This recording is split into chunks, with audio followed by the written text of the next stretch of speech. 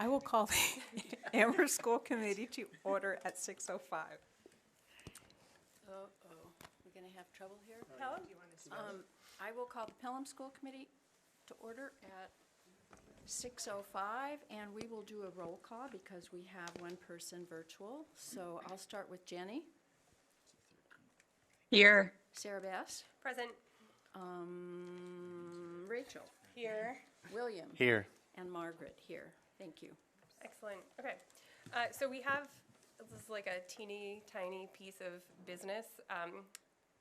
There's new magic AV system that I don't understand at all, but they have asked that we speak very clearly because the sound happens like right here. Okay, so I will move for the Regional School Committee to now enter executive session pursuant to MGL C30A, Section 21A, Purpose 2, to conduct strategy sessions in preparation for negotiation with non-union personnel, or to conduct collective bargaining sessions or contract negotiations with non-union personnel. J. Smith, if an open meeting may have a detrimental effect on the bargaining or litigating position of the public body, and the chair so declares, and I do declare, with the intent to return to open session. Is there a second? Second. All right, William? Excellent. I think we have to do roll call vote for this. William? Yes. Anna? Yes. Sarah? Yes. Andrew? Yes. Laura Jane? Yes. Tim? Yes. Deb? Yes. Bridget? Yes. And Sarah Bess. All right, region is in executive session. I will move the same for Pelham, and I will take a roll call vote. I'll second. Oh, thank you. Jenny? Yes. Sarah Bass? Yes. Rachel? Yes. William? Yes. And Margaret, yes. We are now in executive session. I will do the same for the Amherst School Committee. Do I have a second? Second, Bridget. Roll call. Yes. Bridget. Deb, yes. Laura, yes. Andrew, yes. Sarah, yes. Amherst School Committee is now in executive All right, session. we will return. Thank you. So Jenny, now you.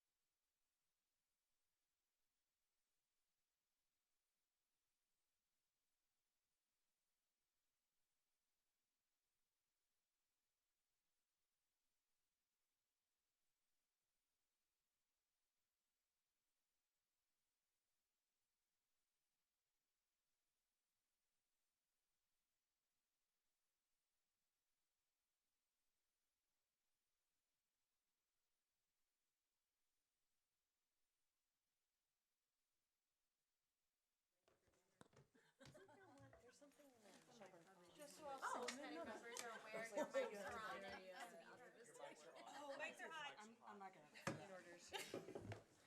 like by far not. I'm very much in the.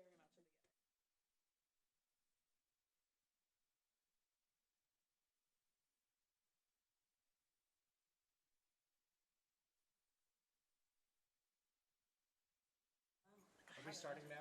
Yep. Okay, never mind. We're talking about pottery. It's not that juicy.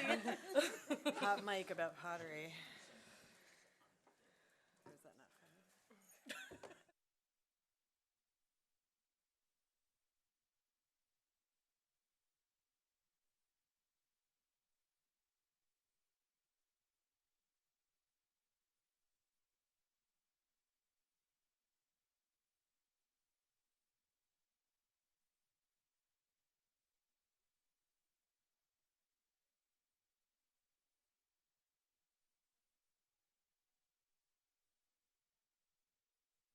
Session at 7:22.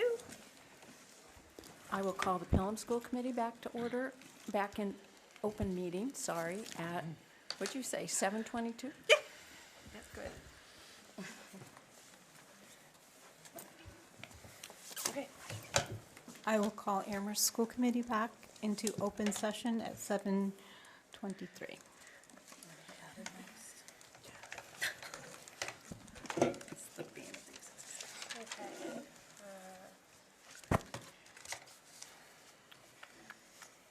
Okay, so our first matter of business only is to approve the appointment of the interim director in charge of special education.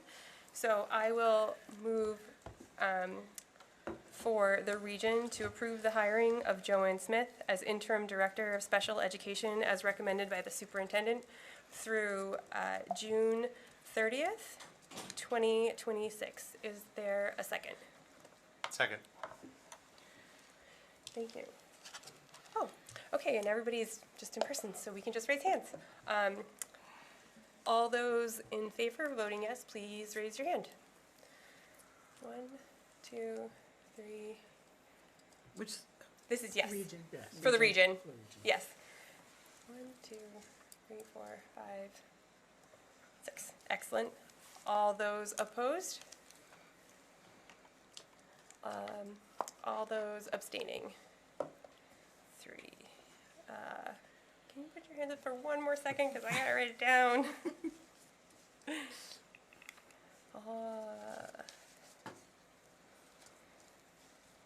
Okay, great, thank you. Pelham, I'll make the same motion for Pelham. Do I have a second? second. Thank you. And we will have to do a roll call. Jenny? Yes. Sarah Bass? Yes. Rachel? Abstain. William? Yes. And Margaret, yes. So it's 4 in favor and 1 abstention for Pelham. I will make the same motion for the Amherst School Committee. Do I have a second? Second. Andrew? Abstain. Laura Jane? Yes. Me, Deb, yes. Bridget? I'll abstain. And Sarah Marshall? Yes. Motion passes 3 yeses, no nos, 2 abstentions, no absences. Great. Thank you to Joanne Smith for stepping into this interim role. Okay, I Pelham. move to adjourn the Pelham School Committee. second. Jenny? Yes. Sarah Bass? Yes. Rachel? Yes. William? Yes. And Margaret, yes. I move to adjourn the Amherst School Committee. Second. All in favor? So the Amherst School Committee is adjourned. Okay. Thanks, Pelham. Bye, Baz. You too. Night. See you later.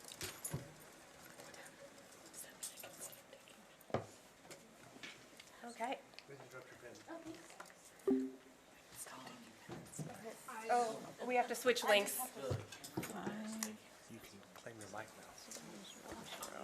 We just have to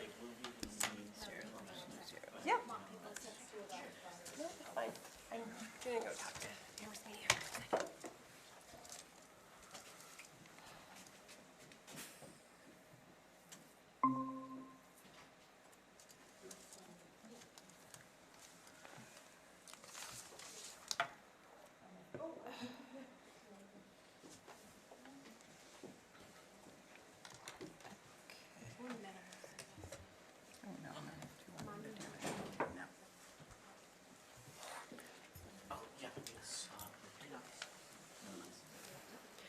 Okay, we're good. Okay. Okay. Great. I will call the regional school committee to order at 7:27. I think you already did that. We never adjourned, I guess. Never adjourned. Okay. Our first matter of business is public comment. We did receive some written comment, which has been attached to our agenda. I did also receive a voicemail. Let me see if I can make this happen.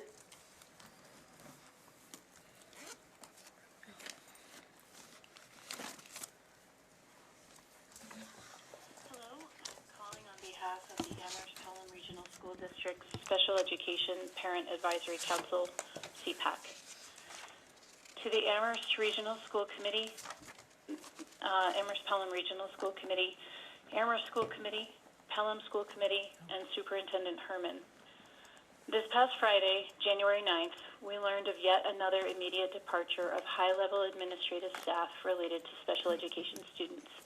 This time, it was the highest level, our Director of Student Services. This position is of critical importance to not only our most vulnerable students in the district, but also to the district as a whole. We encourage Dr. Z and the committees to begin a search for a new Student Services Director immediately so that our special education students and staff are able to have consistency and support in many upcoming transitions. While this is a personnel matter, the Director of Student Services must be approved by the school committees. There are major changes coming to our school districts, particularly the Amherst School District, where it will be absolutely critical to have a Student Services Director and all staff on deck. Most critical of these are the upcoming consolidation of Wildwood and Fort River into the new elementary school, with 3 specialized programs, Ames, Building Blocks, and ILC, being placed into one building, and the transition of 6th graders and staff into the 6th grade academy, where 3 specialized programs, Ames, Building Blocks, and ILC, will be combined with the middle school programs. The recent resignation of the longtime Ames and Building Blocks coordinator, as well as the recent replacement of the intensive needs coordinator following a year of this position remaining vacant, means that there will be an even higher need for more support and training. All the work listed above is in addition to what can only be described as a very heavy and critically important workload of the Student Services Office staff in the oversight and administration of services for hundreds of students with IEPs and 504s across all 3 districts. Until a new Director of Student Services is permanently hired, one interim person will be filling the role of 2 positions, Student Services Director and Student Services Administrator, that oversee special education across our district. Our special education staffing cannot afford to be reduced in numbers at this critical time. As you appoint an interim director this evening, please also do all you can to ensure that the search begins for a new Student Services Director immediately. We also request that the search committee includes participation from special education teachers, staff, and caregivers during the interview process as per District Policy KB. Thank you for listening. ARP CPAC. Okay. Forgot to read my blurb. All right, so thank you for attending a public meeting of the Amherst Pelham Regional School Committee. We will be held in accordance with open meeting law. This committee oversees the Amherst Pelham Regional Schools and has purview in the following areas. 1, employment, compensation, and evaluation of the superintendent. 2, appointment of certain other employees per policy BDC. 3, review and approval of fiscally responsible annual budget. 4, establish overarching educational goals. And 5, develop policies as guides for administrative action and to strive for continual improvement of the educational program for the district. The chair of the committee will preside over the meeting, including acknowledgement of speakers during public comment. Public comment period is an opportunity for the committee to receive the opinions of its constituents on the issues of school committee business. We request that all comments be respectful. Comments regarding matters within school committee purview may be offered during public meeting.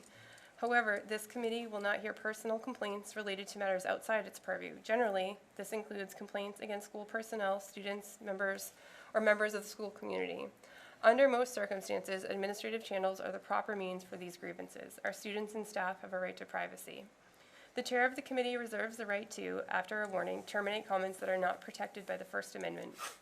Policy BEDH, public participation at committee meetings, dictates 3 minutes for each speaker unless the chair extends the times and states that individuals may not assign their time to another speaker.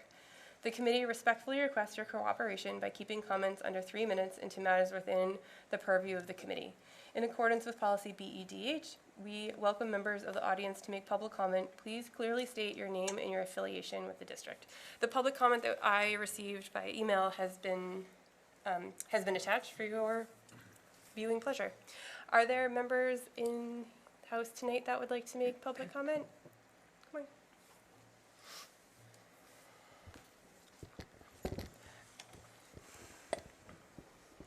Hi. My name is Chris Herland. I'm the president of the APEA. So welcome and congratulations for the new members and everything. That's cool. The urgency at this point now has eased a little bit for my comment because we do now have the contracts in hand. And so I actually considered whether or not I would speak. But I think it's important that I do mention this to you. We feel as though that the district and the lawyer, however it is, it's taken a really long time, and we've been incredibly patient. We were on the way to probably having a contract in place before this school year began, but meetings were canceled over the summer. We started the school year, and everybody, had to get everybody rounded up again, and then we met, and then we managed to finalize things. And then, of course, it has to be edited and go back to the lawyer and everything like that. We waited an inordinate amount of time for your legal team to get back to us. And just to give you an idea, we waited weeks for the drafts. When APA received them, we received them on a Friday, and we had everything ready the following Monday. We met on a Sunday, the whole team got together, we looked at it for about 3 hours, and boom, boom, boom, we did it. We then gave that back to Mark, and we just got it back. So it's been, I think, over 2 months that we have waited for your legal counsel to get this stuff. And again, stuff that we turned around in a weekend, because we're teachers. It took really, and I think it pushed it to a point where we felt like it's just really disrespectful. This is a collective bargaining agreement. We all sat down and we bargained over this. We all have raises that are coming to us that no one have seen yet. And we initially anticipated having all of this probably wrapped up before vacation, which meant like a ratification vote, not just getting all the details, but that we could have had this whole thing cleaned up before vacation. And that's why when we were finalizing things, we gave the district 90 days to process retroactive pay after we ratified. At this point now, with a 90-day, I mean, we agreed to that thinking this is all going to be done by the holidays. So the district now, we haven't even scheduled a ratification because we now have to look at the edits and make sure that everything got put in there. We're probably going to do that again this weekend. So again, turning it around pretty fast, but then we still need to schedule a ratification vote. And then the district has 90 days to process our retro pay and to update all the tables and do all the stuff that they need to do, which is almost now, that, if it takes 90 days to do that, we're going to be almost toward the end of the year. and this is all just paperwork. Negotiations are done. And so again, the union feels like this is disrespectful at this point. Things can take a little bit of time, but it's literally months. This is dragging on, and it doesn't have anything to do with our side of the things. And I want to bring this up because it was actually similar to the last contract negotiation, where we ran into very similar things, where your legal counsel, as far as we could tell, was just really dragging his feet. And that contract, we never even got printed copies. That contract was practically going to be expired by the time, and all we had was an MOU with updated salary schedules. This is the primary way that we, run the business here. And that's our protection, and it's your protection. We have rights in there, management has rights in there. I'm in the point right now where I have to sign an MOU to address something that the new contract addresses. But because it hasn't been ratified, we can't put that into place. So I'm signing, it's just goofy. And again, I don't think it had to be this way. And why we're waiting months and months and months for stuff that, again, it took us a weekend to turn it around. So as we move forward, before we know it, we're going to be back in contract negotiations again. And it would be really nice if we could kind of remember this so that the next time we get to this point, we can start the school year with a contract in hand and everybody knows what's going on and we're all getting paid what we're supposed to be getting paid and everybody's happy, which is always good. So I just want to throw that out there again. Thank you and congratulations, and I really look forward to to working with you guys over the. I've been here for 25 years. I might as well do another 25. See how it goes. All right. Thanks a lot. Thank you.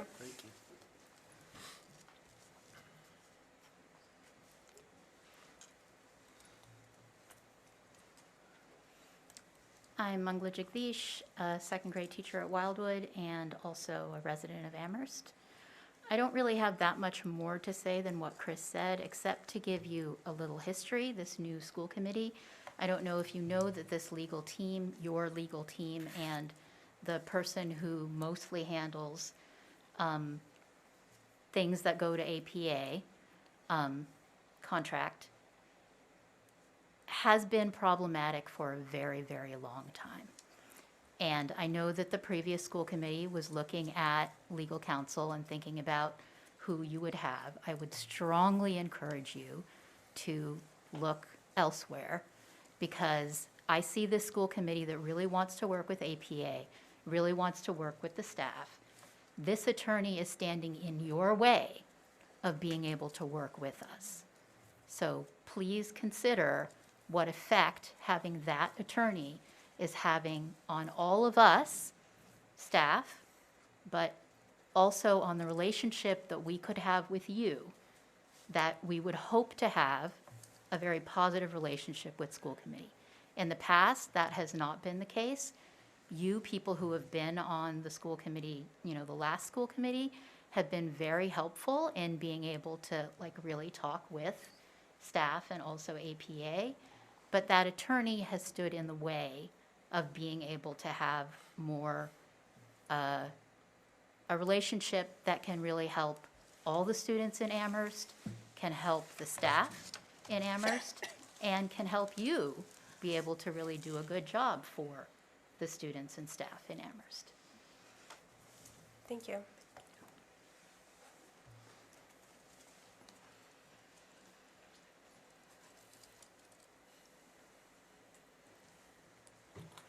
Hi, I'm Ruth Killow-Hill. I am the adjustment counselor at Fort River.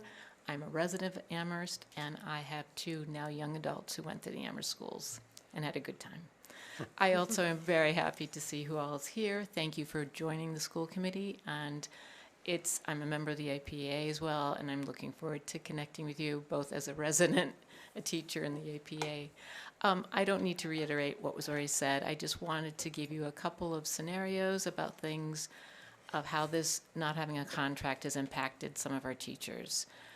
There's a teacher looking for a second job because the finances has been in question and considering finding another job out of the district. And this is in the middle of the school year. We can't afford to lose more staff.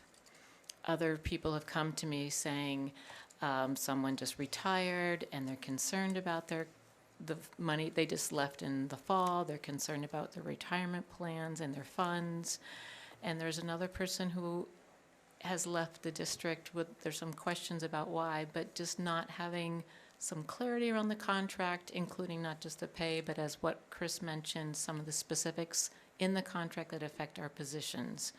So, one last detail is there's, within the MOA, within the contract, there's some things about family leave, and that's also impacting another teacher.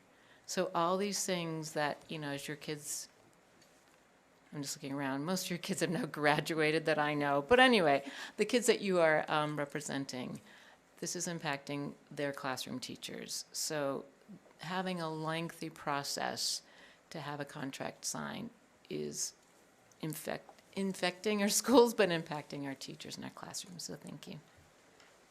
Thank you.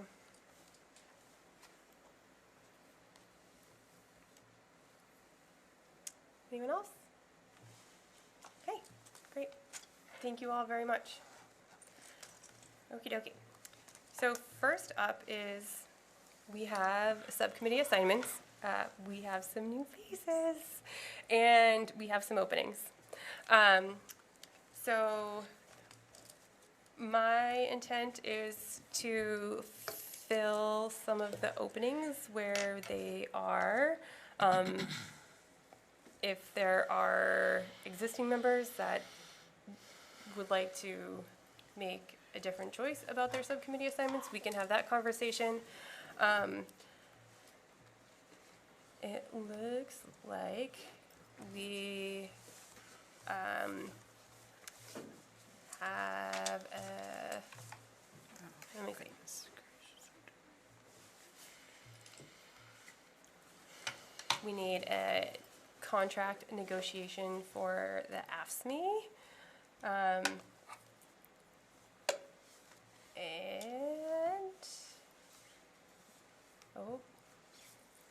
An MPAC liaison. And we need a representative to the Amherst Media Board of Directors. So that's where our holes are. Andrew. I'd be happy to do the Amherst Media. Okay.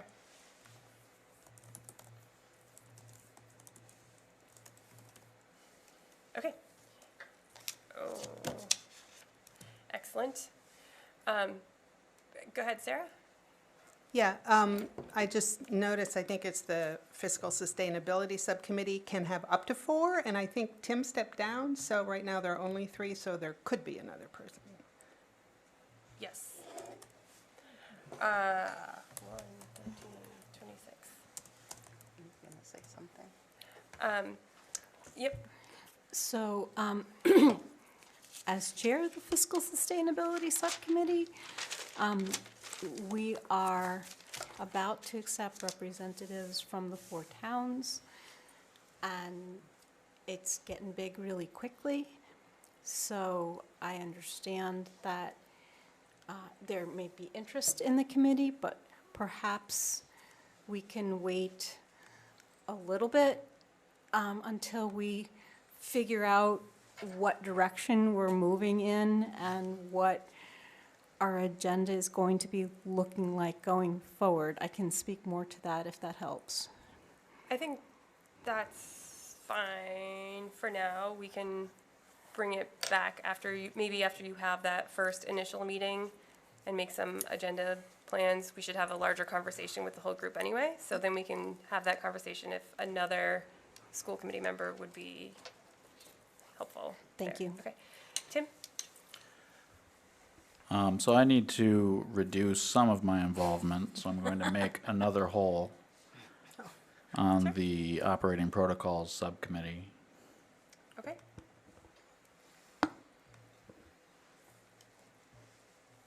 Okie dokie. All right, so let's see. Give me 1 second and we can talk about the places. Okay, So, Dr. Z, are you there, or Shannon, can you remind me when the AFSCME contract is up? I feel like that was recently, right, Yeah, like recently ratified? I am here. It was recently ratified. That was ratified when I first came in. I think when I first came in 2024. So it probably won't be up for a little bit. Okay. We'll start negotiating in 27 for 28. Yeah, next year. Okay. It is still good to have a representative if we need one. Is that a hand you have going up there, Laura? Jane? Yes, I would be Excellent. happy to do that. Oh, I was going to answer and said, yes, it is to know who the person is ahead of time. So when we start planning, we can go ahead and identify. So that's Perfect. fine. Thank you, Laura. Okay.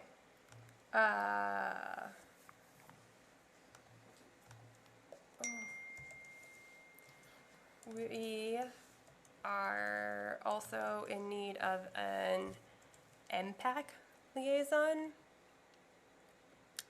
Unfortunately, I do not have a lot of information about this one. Oh, Dr. Z, yes. This is an opportunity to provide some clarity. Our MPAC is our multilingual parent advisory team, advisory committee.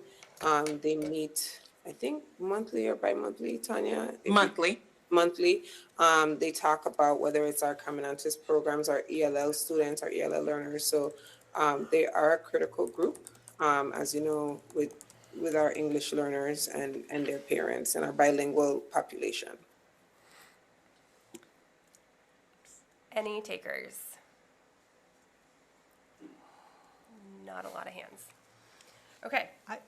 I'll do it. Ah, yes, Sarah. Thank you. And if I keep spelling Sorry, them- does anyone happen to know, like, what time of day they meet? Is this? Sounds like maybe Tanya would be a good person for you to connect with about meeting with them. Is that true, Dr. Yes. Yes. Yes, Oh, okay. Tanya and Celia, but Tanya, I'll Perfect. give them. Okay. And operating protocols. Any takers? Currently, it is Team Sarah. Team Sarah. Sarah and Sarah Best. Oh, right. I was supposed We do have some that we are bringing forward tonight for the committee to work with, and then we'll have to make some decisions about what to do next. I don't mind stepping in, but if someone else wants to from Amherst that recently joined, okay not. Okay, Sarah? Well, I would say, I think somebody who's been on at least one of the school committees for a while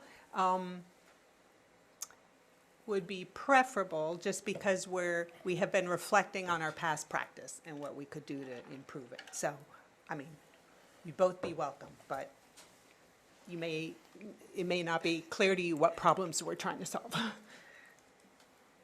I would also say sometimes fresh eyes who True. have not participated in the problem is helpful because then, you give new ideas. Yes, I'll go for it. Excellent. Thank you.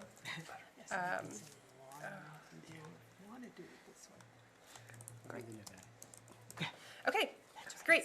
I think those were all of our holes we needed to fill. Yep. Go ahead. Can I William. just say, I know Amherst is not in session, but can they do a policy one at their next meeting? Because there's a hole there. Yes. Thank you. Perfect. Okay.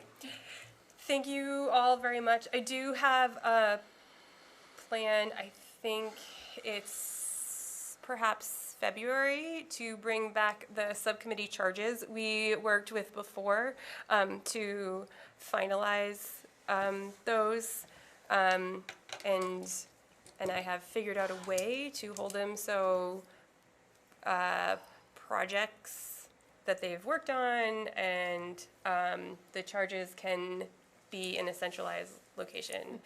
I was able to talk to Jerry Champagne, who's IT magic. I don't understand how he does all the things he does, but he's a wizard and he does the things. And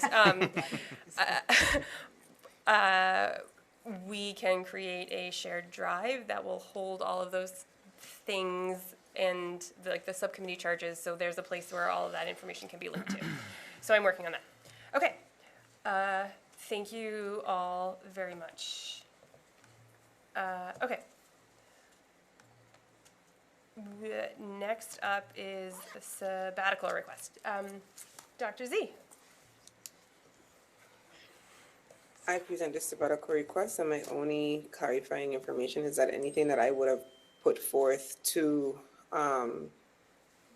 say that it's not recommended as superintendent does not align with the CBA. So I believe this program is an EDS program. It's actually an Ed Specialist program, so it is a graduate program. This individual has worked for over 6 years within a district. I did walk through this process with legal counsel, so I leave this sabbatical request to that of the school committee. And I will support whatever it is that you do. Oh, I did have an inquiry around whether or not this is a difficult position to fill, because it would be part-time at the region, but a larger percentage of time, it may not be as difficult to fill. So I like I said, I am presenting the sabbatical request for a committee vote, and I'm here to answer any questions that you may have. I'm sorry, but I'm having a hard time understanding, Dr. Z. Are you making a recommendation one way or another? I couldn't understand. I am not. You're just as a presenting. superintendent, I am just presenting it to you as per the CBA at this point. There is no recommendation that I could put forth that would cause the school committee to vote against this. So I am leaving it to the school committee. Okay. Tim? Oh, hold on. Did you have a follow-up question, Sarah? Yes.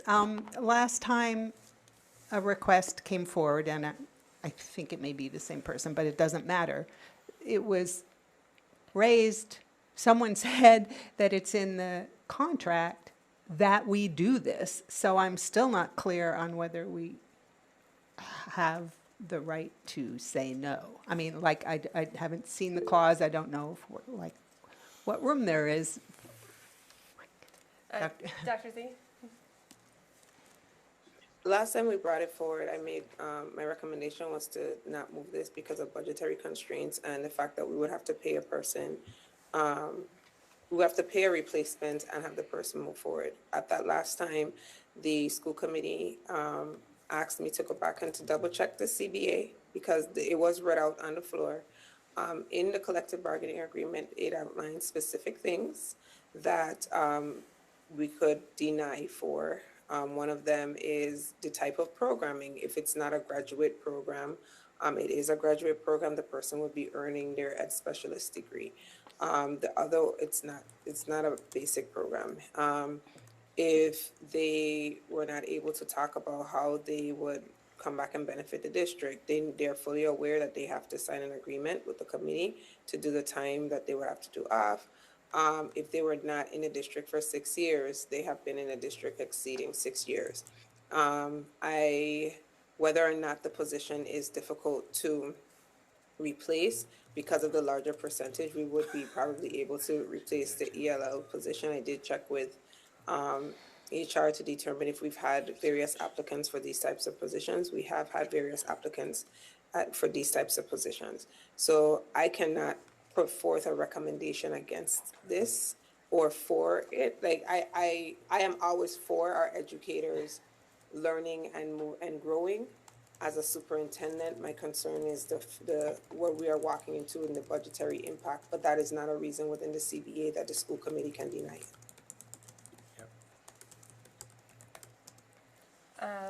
Tim?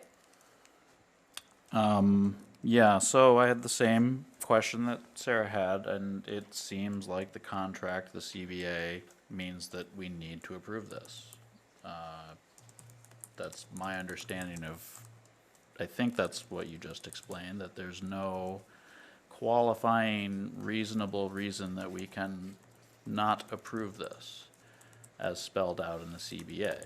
And so it seems like we are required, bound by the contract to approve this request.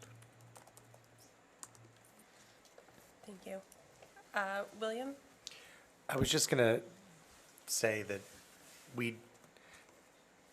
and you can cut me off if I can't talk. This did come before Pelham, and I did ask at the time, could one school committee vote one way and another school committee vote the other way, and I was told yes. And there were clear reasons why Pelham did not approve this, but those do not apply to the region. Thank you.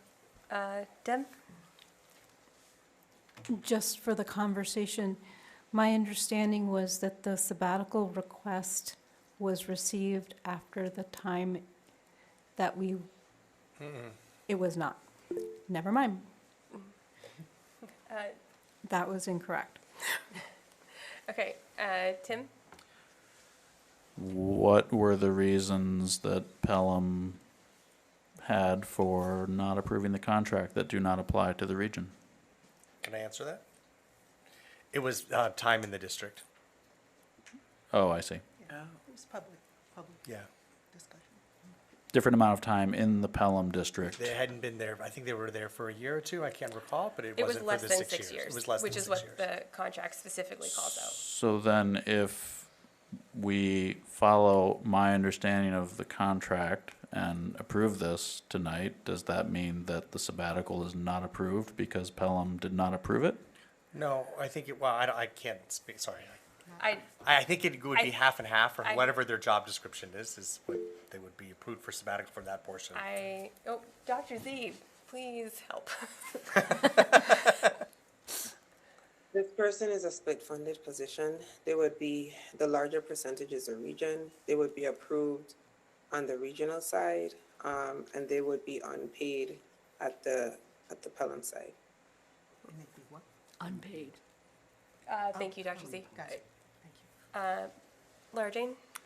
I make a motion to approve this sabbatical. Second.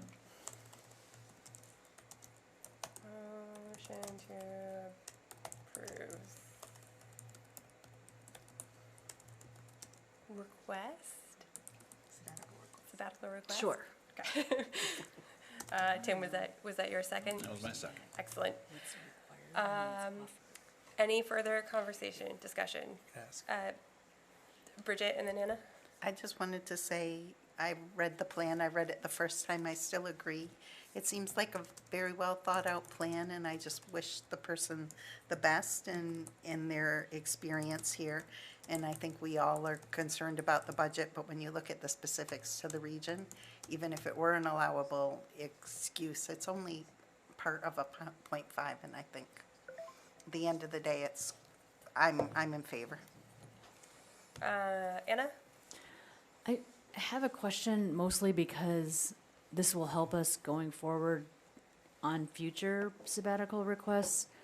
It's not totally clear what is contractually obligated and what is contractually possible. So it's like, yes, you can request it, but are you entitled to it every? It's How very clear often? in the contract. Can you just clarify to me what is, what is entitled to the employee and what is something that they can request and what is something that we should approve unless we have a very valid reason not to? Can't replace them. I can read you the contract language, which is just what I did at Pelham. Yeah. Okay. Yes, If that is helpful. What page is it on? Because she could read it here also as you read it. 53? 50, I was trying to find it and I couldn't find it. It's under professional leaves in the contract. Yep.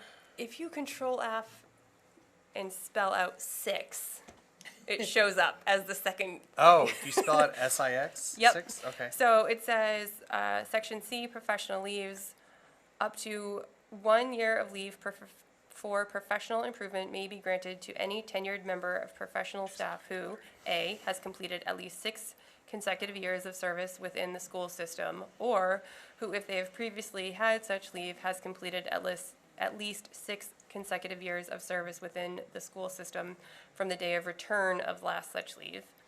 B, has received approval by the school committee of their proposed professional improvement leave plan.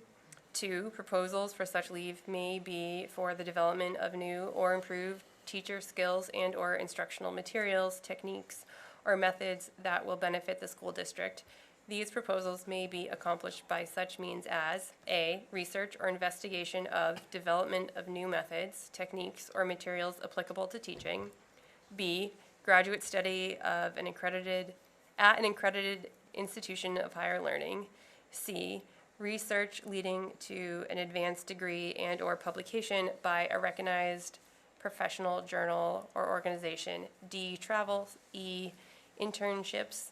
3, applications for professional leave shall be submitted by letter to the school committee through the superintendent no later than November 1st of the preceding school year for which the leaves are requested. Each application shall include A, a statement detailing professional improvement program to be followed while on leave. B, a statement describing the benefits to be derived from the professional improvement program upon completion by the person requesting the leave by the school system. C, a statement reflecting the staff members' understanding of their own professional contributions to the school system. D, if the leave is to be completed in an ongoing professional program, a statement describing the steps taken toward the accomplishment of the program.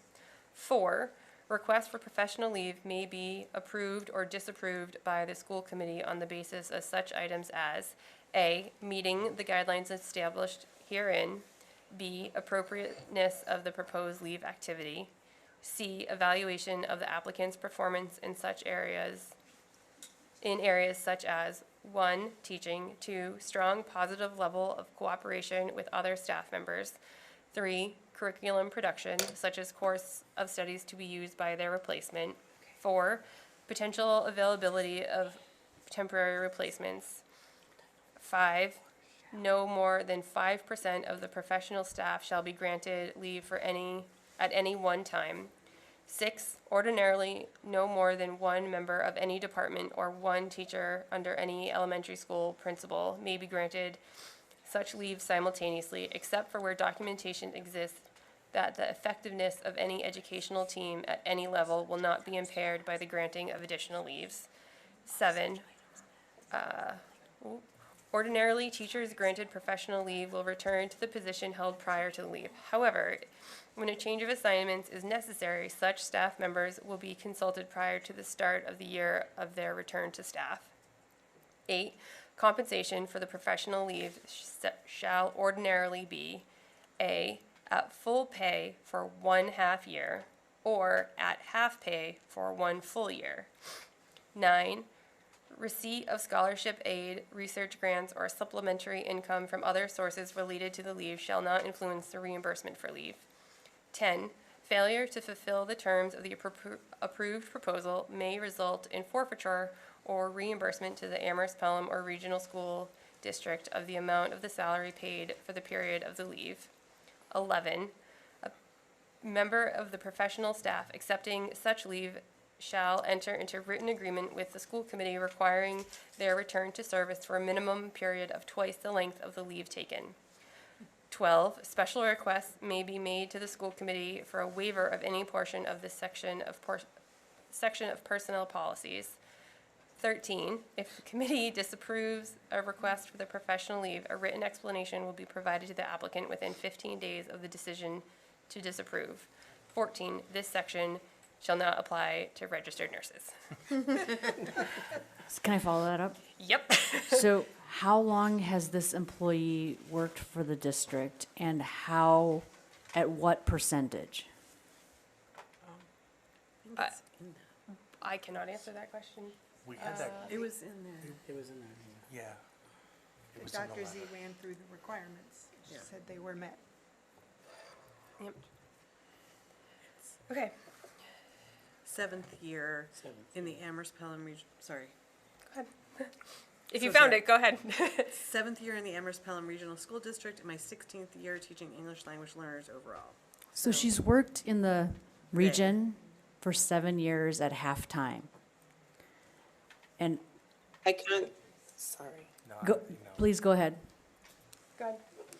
I don't have HR on here to know if those 7 years it was at halftime, or if it's just this year that we reduced her time in the region and split her time at Pelham. I would have to clarify that, so I don't want you to make that assumption that she was consistently at halftime without me confirming with HR. Okay, because I think it really makes a difference if she's served 6 full years in the region, or if she's served 7 years at partial time. And, Give me about 20 minutes. okay, sorry.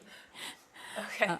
And then the second question is, or not the second comment is that it does not appear to me that the contract requires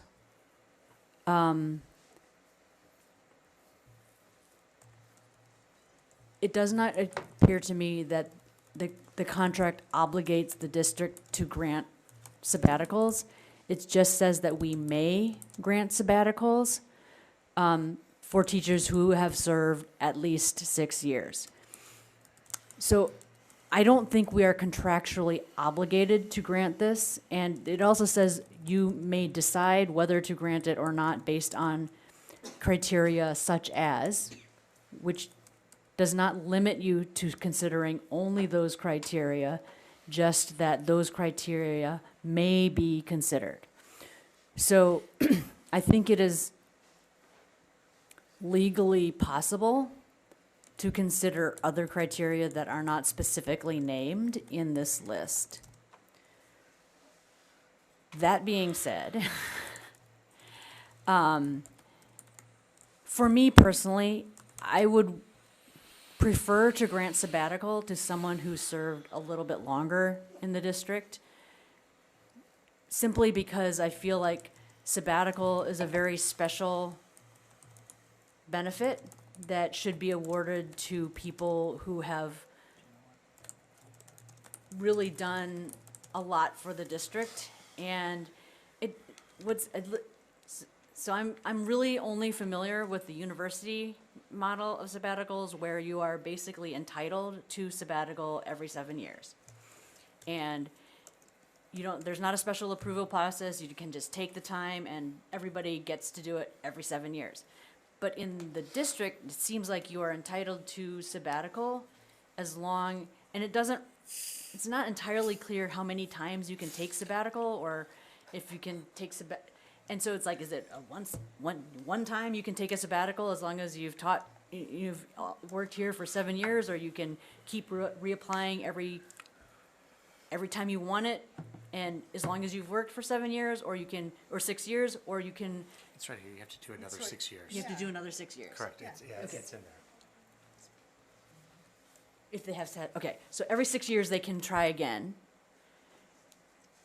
If they've had one. if they've had one.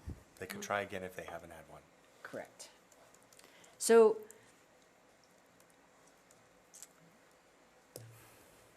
I think that the sabbatical proposal is very well written. I think that the things that this person would do on sabbatical is very valid. I would like to confirm that they have served 6 full years in the district, and then I could make a decision. Okay, thank you. Laura Jane.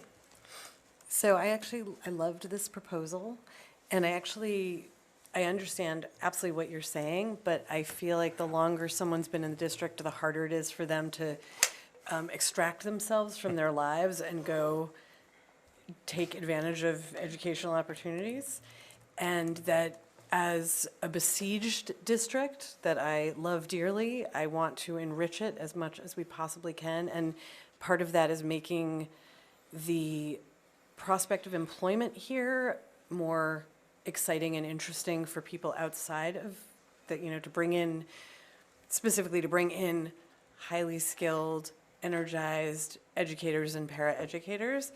And so it feels like supporting something like this is not just wonderful for the person who's doing it and for their students, but also brings, I don't know, just it brings some more light into the district, and it makes our educators maybe feel more appreciated, which I would also want.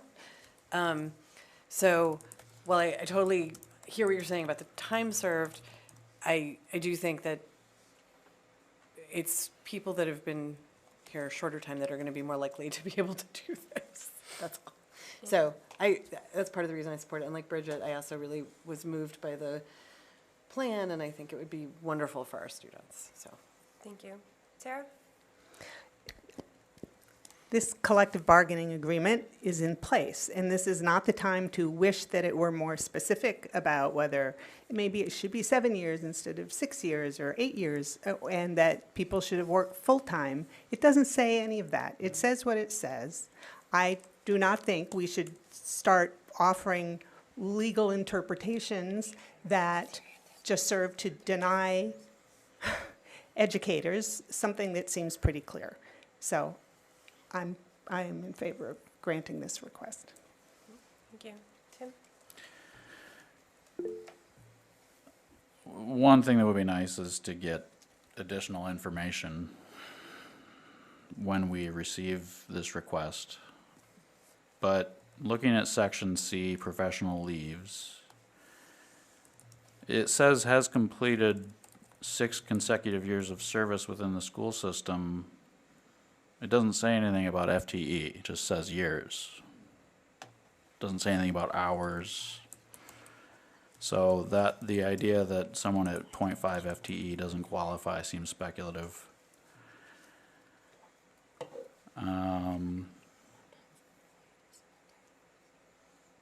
Proposals for such.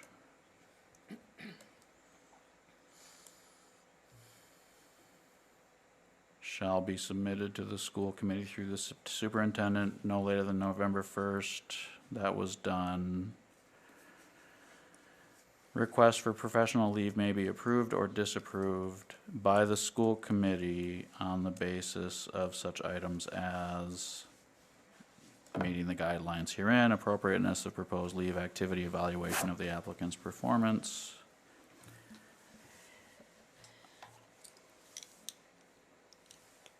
I have no objection to this sabbatical, except for the fact that it is going to be costly to the district at a time when we are having difficulty with costs, but I don't see it to the district's advantage to deny a very good application and put ourselves in legal liability. I don't know. If we really want to like understand this contract, I think we're going to need the assistance and information from district council to make these kinds of decisions. Dr. Z? I'm not comfortable talking about percentage right now, but I will say that based on between our payroll sheets and what we can find, we can go back as far as 2020, 2021 coming forward. And then we also have documentation for 2019. So I will say that I will concur that she has been with the regional district and at varied percentages, even upwards of full-time, I think. So I don't want to go into each specific year what those percentages were, because that would be going into, I would feel like it's her personnel, but I don't know around that, but she has been with the district long enough, according to what we were able to pull thus far. Thank you, Dr. Z.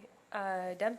Yeah, I'm going to vote yes for this. I like that we can offer this to our staff. I think there's good reasons for both sabbaticals and the stipulations in the contract that make sure that the sabbatical is valuable and meaningful. I don't see any reason to discuss the percentage of the time the person has been within the position as the contract reads. My only concern is that going forward, the next time we negotiate the contract, I don't think we can afford 5% of our faculty or to go out on leave at the same time. But that's not about this individual, that's more about the general state of our contract. So, that's all. Okay. Perfect. The motion is motion to approve the sabbatical request moved by Laura Jane, seconded by Tim. All those in favor, please raise your hand. 1, 2, 3, 4, 5, 6, 7, 8. Okay. All those, hold on, I gotta get my numbers. All those opposed? I'm sorry. No abstentions and no absence. Okay. Thank you. Okay. Our next up is ARMS Auditorium Roof. Shannon, hi. Hello. Hi. Yes, so I received, or I had spoken with some individuals at the town of Amherst who had said, or I had advised us to put forth a funding request for the auditorium roof in the middle school that's not going to be repaired as part of the MSBA project, to request that the towns see if they can utilize their free cash for that. So we had back in October asked our OPM to do the design work for that and come up with a price estimate, which we received not a week ago, end of last week or so. So I have put together that document. The estimate is 1.6 million. That won't be the final cost, depending on what the bids come in. We will have it as an alternative to the project. So I just kind of spelled out this information in the memo. If the 4 towns were to want to participate, I put the estimated amount per town based on the EQV that's stated in our regional agreement for capital costs. If one town decided they wanted to cover it all, that's up to them. But we would need to know from each of the towns if they vote yes or if they vote no by the end of March, because we'll need that information when we start ordering the supplies that are needed. We need a significant lead time in order to get this done in summer 2026. If it ends up being after March, there's no guarantee that this would be able to be done during the summer of 2026. So if we were going to do it while they're all on site and have all of their equipment, it would make the most sense. So I'm putting that forth at the request of the town of Amherst. Thank you, Shannon. I have a question. So this says it would need to be voted by the towns by, when did you say, March? Right? Mm-hmm. So the town, does that have to happen at town meetings? Because they are. Right, so that's the concern. For the 3 of the towns, that would typically be at a town meeting, which end up way past this time frame. Town of Amherst could vote it based on how their structure is set up prior to that. But if the other towns were to do this, they would likely have to call a special town meeting. Okay. Yeah, I figured that's okay. Just keep your hands up for 1 second and then I can. Okay. I have Sarah and Tim and then Bridget. Thank you for this information. I was kind of sad because I thought Amherst was proposing to gift us for the entire amount, which would be, first of all, wonderful, but second of all, so much easier than what will be necessary to ask all four towns. And given what we heard at four towns, I don't know, I'd be amazed if they all said yes. But another question is, this is not, or at least as presented, not a borrowing authorization. So is it the same, like, pocket approval? I mean, this, or there would have to be a borrowing? This doesn't seem like a formal motion. Is it because No, we're I not there think- yet? You're just, because it's a bid alternate, we don't really have to know yet? Is that? We would need to, so it would not be part of borrowing. It would be for free cash. We could not include it in the borrowing at this point. I did not write out a proposed motion, but if it's something that you wanted to put forth to the towns, then I think you should vote on something. I did not write out that motion though. I don't know, I have the same inclination that I don't think all four towns would be able to do this. But I do think that if the town of Amherst is interested, they would want to know if those towns could or could not contribute. But the only way they will get an answer is through town meetings that would have to be called for the purpose. Yes, formally, yes. Tim? you. Thank you, Sarah. So the estimate for Leverett is $144,000, which is 7.7% of Leverett's share of the current fiscal year budget at a time when we're also proposing a level services increase for FY27 of around 11% for Leverett. And we're also saying that Leverett would have to coordinate a special town meeting for a second roof vote 2 months before their annual town meeting.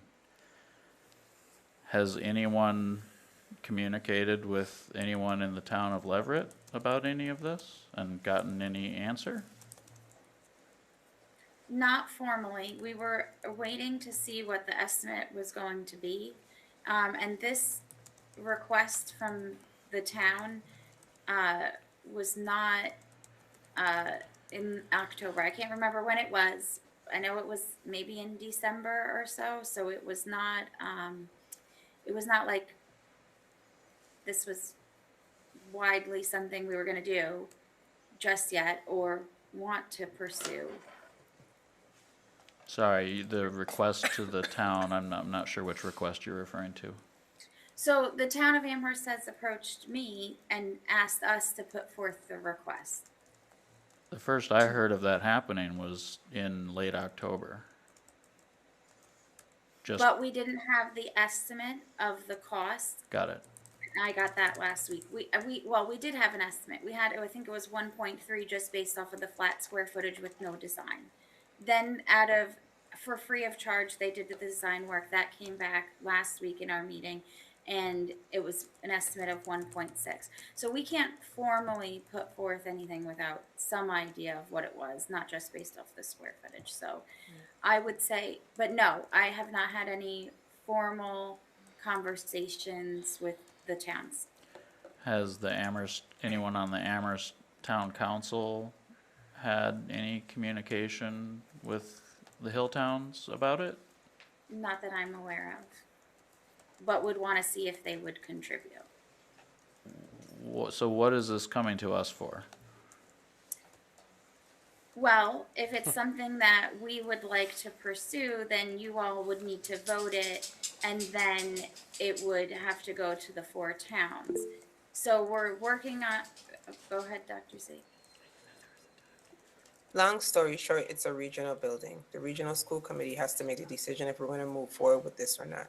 So I think that the idea, and Tim, I get it, that we were approached and asked what would this cost.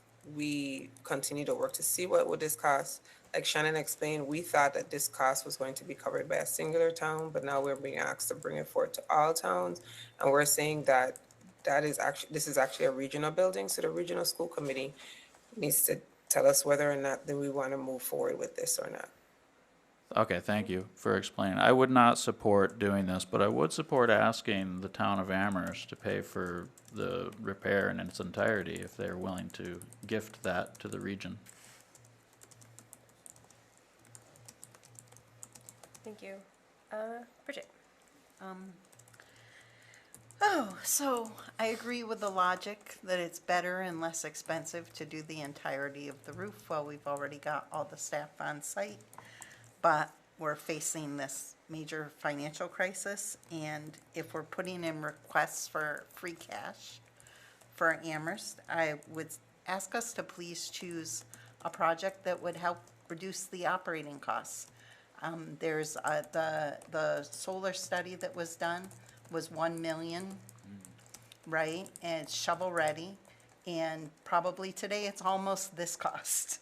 And, but we've got $737,000 in utility costs that we could, even if we could shave $200,000 off of that year over year, we're saving positions. So I just really wish we could look at these capital opportunities through that lens, you know, and I know I've talked to my town over and over about that, but they still keep coming back, and I've talked to you guys, and I'm just going to be a broken record on that one because I feel like we have opportunities here to do things that will be proactive with the funds. And I agree, this kind of maintenance it makes sense because right now is the time they're coming anyway, but that same amount of money could do something that could help our budget year over year. Sarah? Yeah, I feel like on the one hand, it would be wonderful if the town of Amherst wants to complete the roof repair. On the other hand, similar to Bridget's point, if they have that much money to do capital projects for us, is this the one we would choose? I'm not sure it is. So.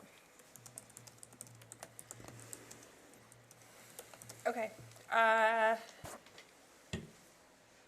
Is your hand up, Deb? Yeah. Okay. If So. you sit in the corner, you gotta raise your hand this late because they can't. Oh, I'm see. sorry. Sorry. I'm sitting here on the track, trying to balance things without dropping them again. You know, not one to look a gift horse in the mouth, but it's not a gift horse. It's 80% of a gift horse with leveraging the other 20% in a way that's not feasible, and you can't. Could we do like 80% of the roof and leave the other part for another time? And it's sort of facetious, but like sort of serious. Could we do part of the roof? Part of the remaining part of the roof? I would have to go back and ask that question to her. That would be the only thing I might support, but I hear what Bridget is saying, which is something that we did the first time I sat in on these budget conversations 2 years ago now, is we made a decision to prioritize operating at the expense of capital, and we got flack for it then, and I assume we'll get flack for it now, but that's, I think, where my heart is. That's all. Dr. Z? I really need to ask this school committee to please excuse me. I do not feel well. My team will stay on to answer questions, but I can't go through the rest of this meeting. Thank you, Dr. Z. Have a good evening. Thank you, Dr. Z. Feel better. Feel better? Okay. Deb, Bridget, was your hand up again? All right. I just wanted to clarify a little bit on the discussion. So from the Amherst perspective, for example, we had this solar project come to our town council, and they said, yes, we're in favor, but we need the other towns to also pitch in because it's a regional building and we all need to pitch in. So I don't think there's any way to go back and ask Amherst, oh, could you cover the whole roof? Or, oh, could you cover the whole solar project? We need to make a decision as the region to do it. Otherwise, we'll be sitting here with no roof and no solar project. Michael?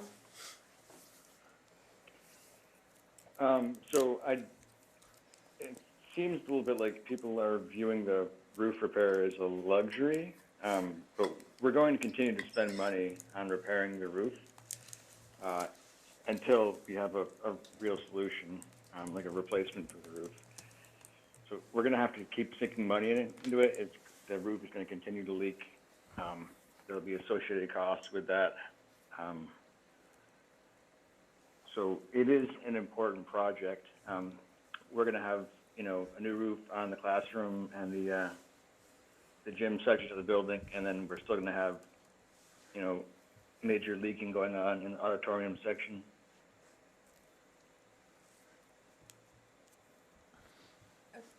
Thank you.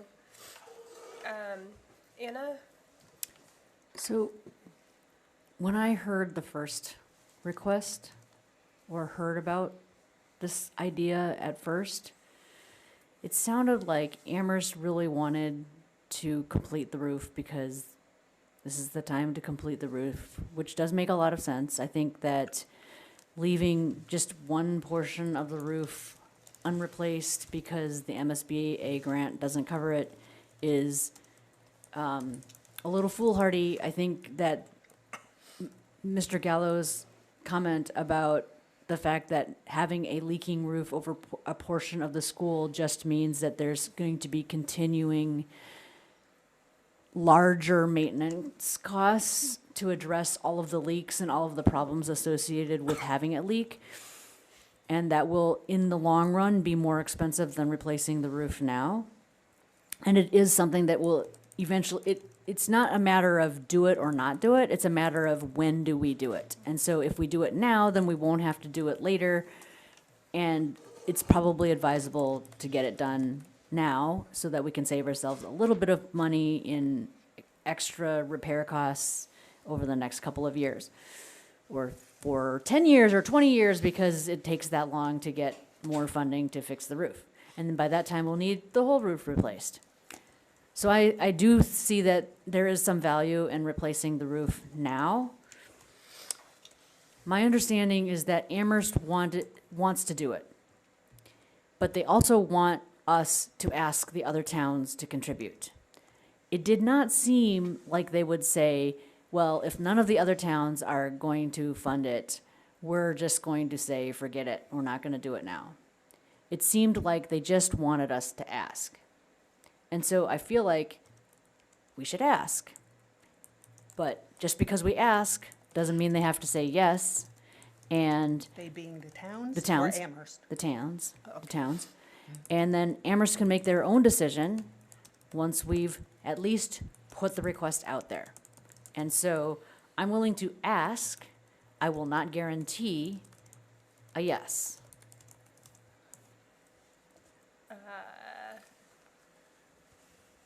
Deb?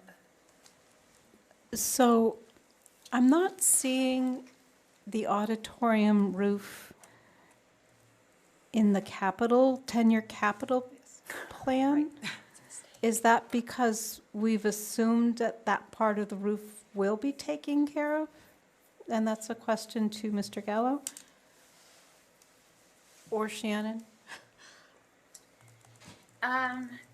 That's a good point. I don't know that I've assumed it, but I thought we were working towards that being a potential. So I guess I can update that draft going forward if this is something, well, I'll update it regardless. So. That would help me understand its priority and the relevance of this particular part. How that, if we pulled it out of what we have, would help me understand this request rather than put it back in if we don't get it. Does that make sense? And may I just ask Mike a quick question? Mike, do you know offhand how many years the auditorium roof is away from reaching the amount of time frame or the amount of time required by MSBA?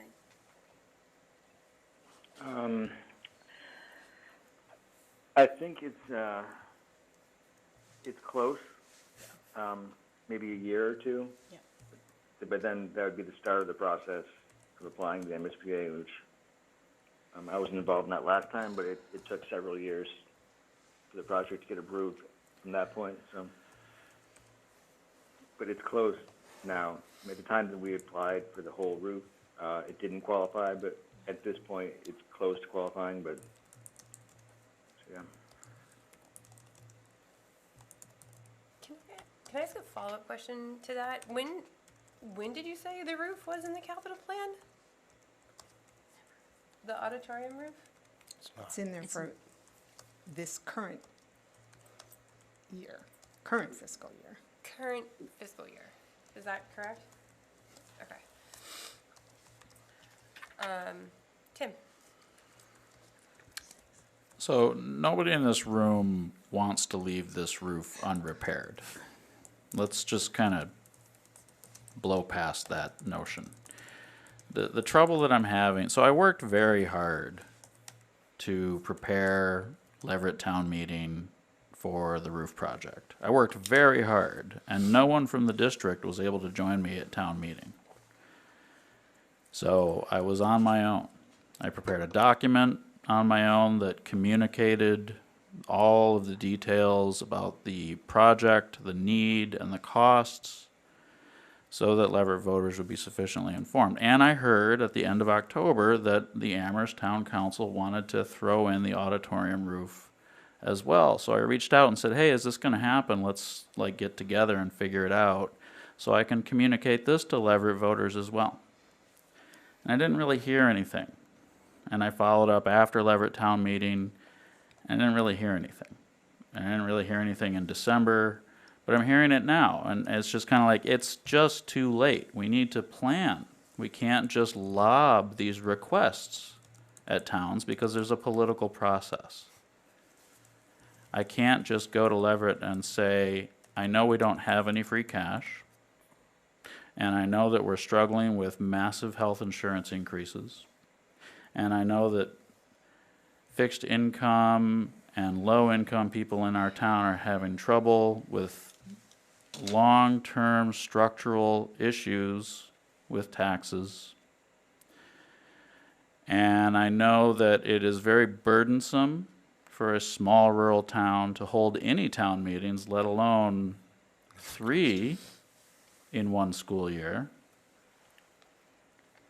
I can't ask them to do that. It would be insulting, because they would say, why are we hearing about this now? Why couldn't we hear about this when it first came up in October? Why can't the Amherst Town Council communicate, or Town Manager Bockelman, why can't they communicate with the towns if this is such a serious need? I understand that it's a regional asset, but I did a lot of work to try to find out, can I help connect the dots on this add-on project? And I got nothing back. And the roof itself was a big surprise. Capital planning needs some work, and I know that you're both working very hard on it. But this is just not politically workable. Thank you, Tim. Sarah? Yeah, I too pulled up the draft capital plan, and I'm the school committee delegate who attended the meetings with Shannon and Michael and others, and there wasn't any discussion about that I recall about the extra part of the roof. So I feel that, wow, I love the offer. Amherst has lobbed this issue onto our laps in a way that is just disrupting our capital planning. Like, I almost rather just hang on to the money, maybe we can ask for it for other things in the future, but we have a plan. It is a draft, but it's always a draft because things are always going wrong with the building, and then you have to change your plan. But I feel that, yeah, just because an offer is sort of on the table, it's not part of our capital planning, and I don't know that that's what I would ask for if I had the opportunity to ask them for another $1 million or whatever it is. So I, at this moment, feel like saying, that's very generous, but it's the wrong time, and anyway, enough. So I have Bridget and then I myself on the list. I just wanted to say, I'm not opposed to this, but I'm really only opposed to, to moving forward with capital in this way, that we're not being strategic about putting something that could reduce the operating costs first, because that's a year-over-year thing. I do not think we should pass up on this free cash season right now. Amherst has $10 million in free cash that's been certified. So we can't, this is an opportunity not to miss. And this committee needs to be ready to do something to act on it.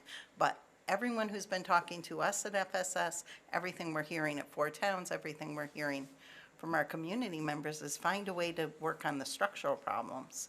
And okay, in some way, a roof is a structural problem too, but it's not one that will help us reduce the costs over time. So I mean, maybe put these both forward to us, and I'd vote for them together, but I won't vote for this one alone, because I'm in a mood now. Thank you.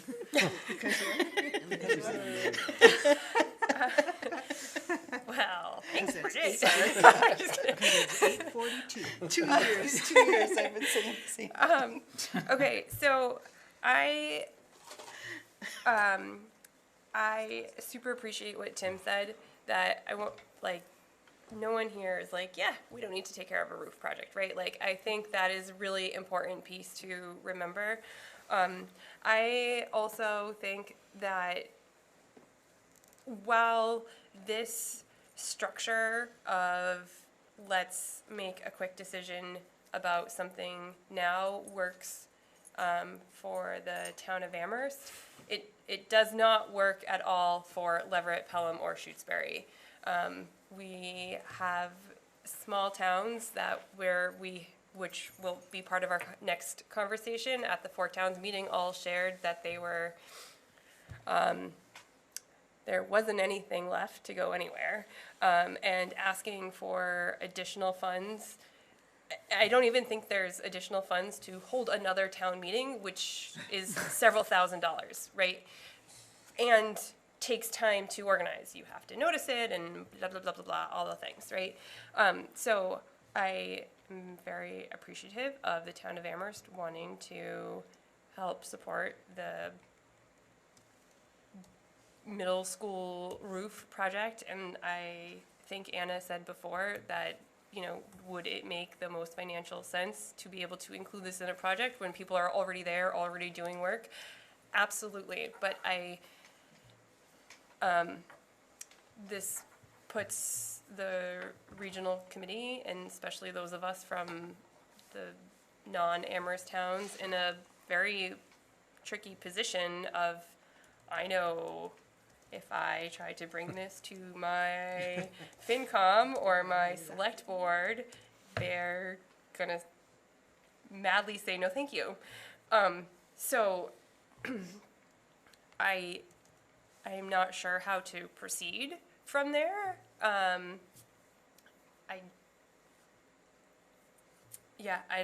don't think what is being presented to us is feasible. Anna? So I would ask if we vote to ask the towns,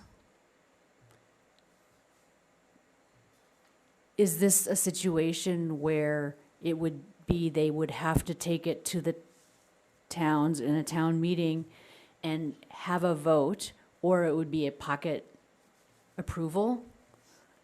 Or is this a thing where if we took it to the towns and they didn't act on it before March, that it would be essentially a pocket veto and it would just not be approved, and therefore that would be Amherst's answer? Can I answer? Absolutely. Yeah, that would be awesome. Please do. So the regional agreement with the 60 days approval or pocket approval it refers to the district borrowing. It doesn't talk about the cash piece, so I don't have the answer to that part of it. I think that's a no then. Yeah. Yeah, so I would say that the answer is no. Do you have an answer for that, Tim? Town meeting has to meet to approve that kind of. It does have to, in allocation order of to free approve it, they cash. do have to meet. My question is, if they don't meet, is that a pocket approval or is it a pocket veto? I mean, it sounds like a lawsuit to me. So it would, if we don't vote on it, it would be a no. I believe so. Okay. Hold on. Okay, so I have Sarah and then Bridget, and then if we're voting, we should vote and move on. Perhaps a way to move forward is to ask our Shutesbury, Pelham, and Leverett reps to gingerly walk into their finance committees and ask, would there be any appetite, do you think there'd be any appetite, any chance at all that the town would want to do this? Because I would think if the finance committees say absolutely not, then probably the select board wouldn't put it on a warrant, vote however you get a warrant, and, that is just it wouldn't move forward. So maybe we can just get some feedback whether there's any possibility. If they say, you gotta be kidding me, then there's our answer for people. Tim and then William. I move that we thank the Amherst Town Council for their thoughts and ask them to consider writing to our 3 towns with this request on their own steam. I second. Did you make a motion? Yes. Can I just Yes. move to thank the I Amherst Town? move to thank the Amherst Town Council for their offer and request that they write to Leverett, Pelham, and Shutesbury to make the request on their own.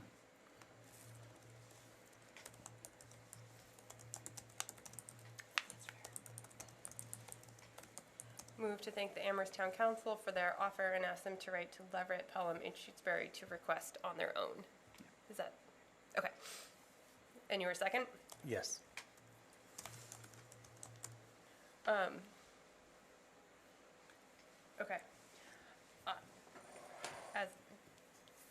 As a point of order, I'm not sure we can ask other town committees to Well, do the things, but we phrasing, can. the phrasing is the request that they consider. Perfect, okay. William? I was just gonna say, I know that this memo went to the towns already, because it has it in there.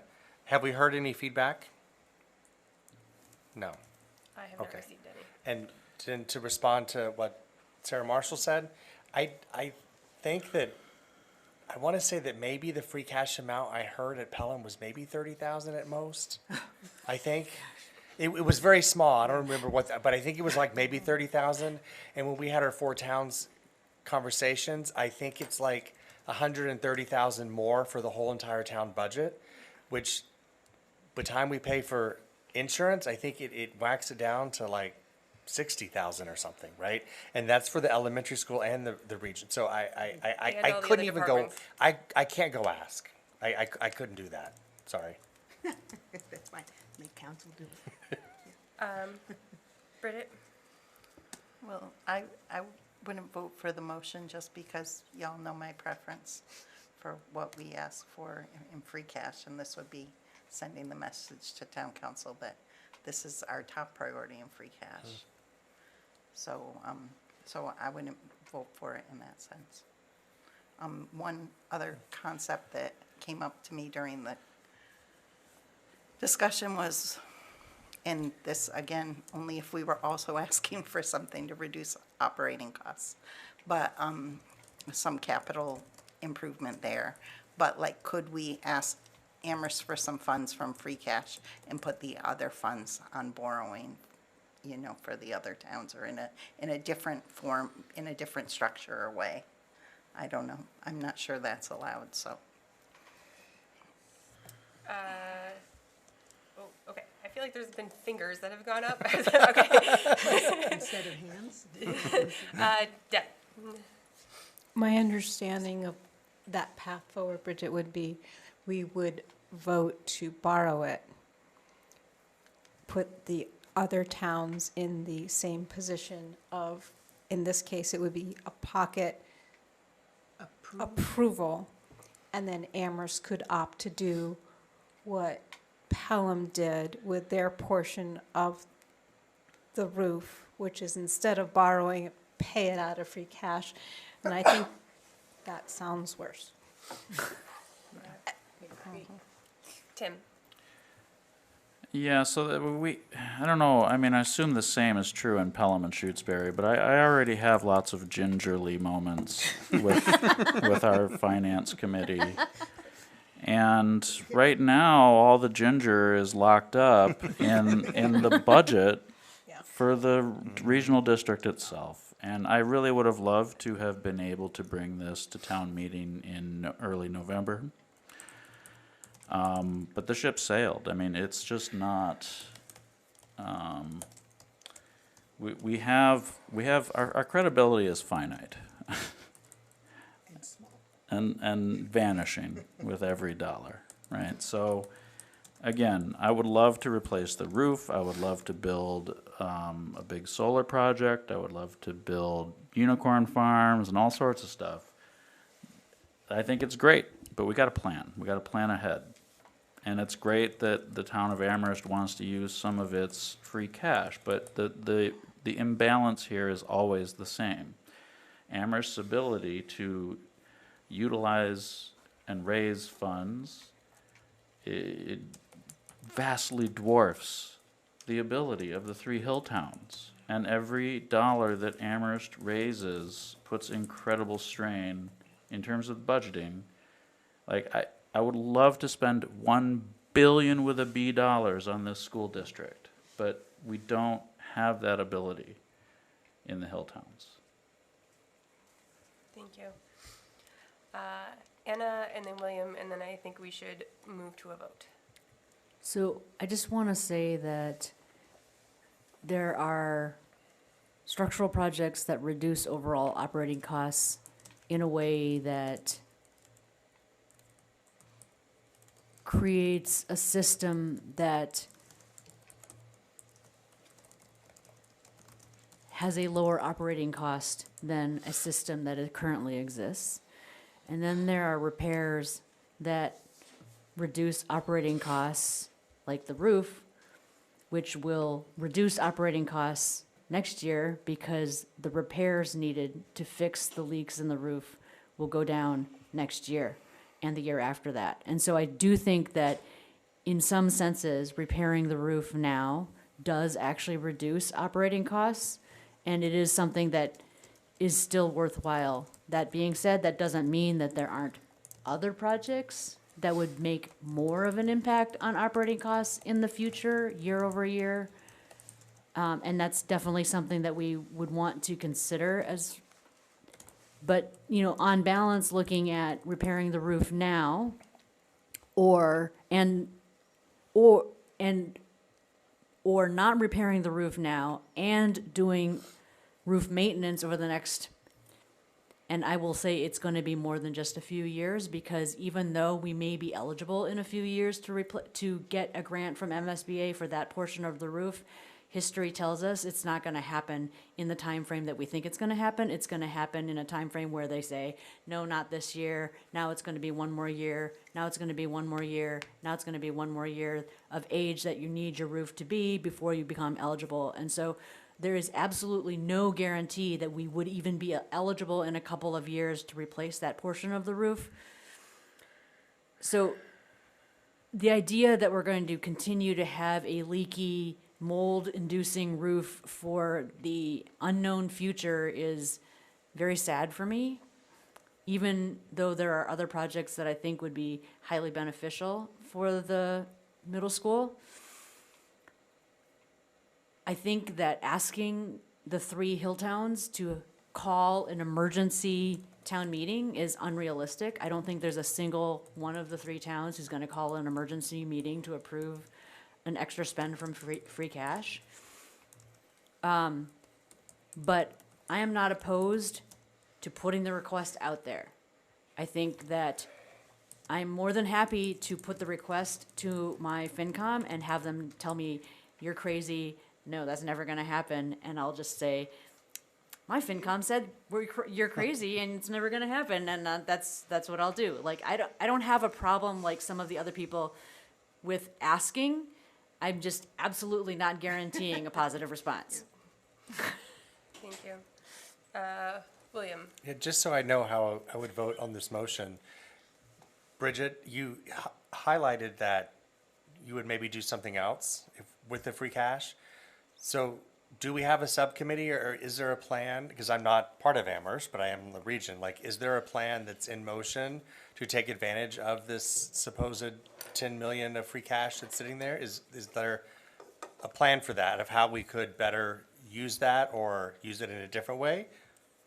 I think one thing that comes up is sort of the structural issues and the timing and the things with committees. So like finally, we're going to sit down with the Fiscal Sustainability Committee. And obviously, this is one of the top things we're thinking to talk about with them is like, what could we do immediately that would reduce our costs quickly year over year? But also then free cash comes out like every October 30th or so, it's certified. And so like knowing what that amount is and thinking about what requests we could have, I think it's only coming up now because February 2nd or so, Amherst Town Council is asking for its budget things. But we really need like a calendar of timing, both for us and for these guys. So we're taking the fullest advantage of the sort of financial structures that are here, because what can we do now that has an impact for next year and not lose this opportunity? I mean, maybe that's another motion afterwards, but to ask these guys to take that idea to Amherst Town Council or to Amherst, whoever they're talking to at Amherst, that's like, hey, this is a good idea, and say, well, our committee's more interested in this or I don't know, but I'm not sure. It's hard to get a sense of the consensus right now, so. There's a lot of different directions in the conversation. Okay. Maybe Sarah, we table it and come back, and, with a little more clarity in a future meeting. Sarah, I saw your hand, and then I have I have a question about the motion. So, Well, I'm getting the sense that, just me, that we don't think the hill towns would go for this, no matter who asks them. But I raised my hand to say that it seems to me a threshold question if we want to ask Amherst for some of their free cash is, will they ever give it to us without the hill towns also having to participate? Because if they want the other towns to participate, it really doesn't matter. That seems to me to be the stumbling block, not even what is the project. But if they're willing to say, well, yeah, we do have, maybe we could just kind of vote to put 1.6 million or whatever, 1.2 million aside for the region for a project that will work out. I don't know how specific they have to be. If it has to be for a particular purpose, we could even, anyway, I think we need to know that before we can have any more discussions about what to do with free cash. If they're ever just willing to make us a gift, then we can talk about what we would want to do with it. Maybe something to reduce our operating costs. But again, if they want the hill towns to have skin in the game.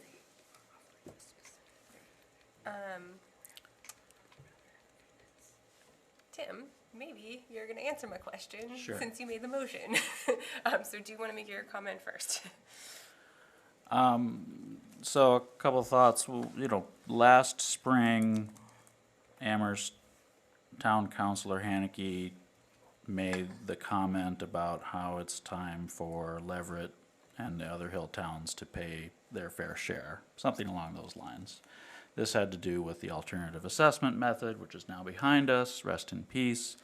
But it does suggest to me that maybe now that she is town council president, maybe the political winds are not in favor of Amherst feeling like giving a gift. And I totally get that. Why should they? I mean, Amherst has plenty of things, plenty of needs of its own that it needs to take care of.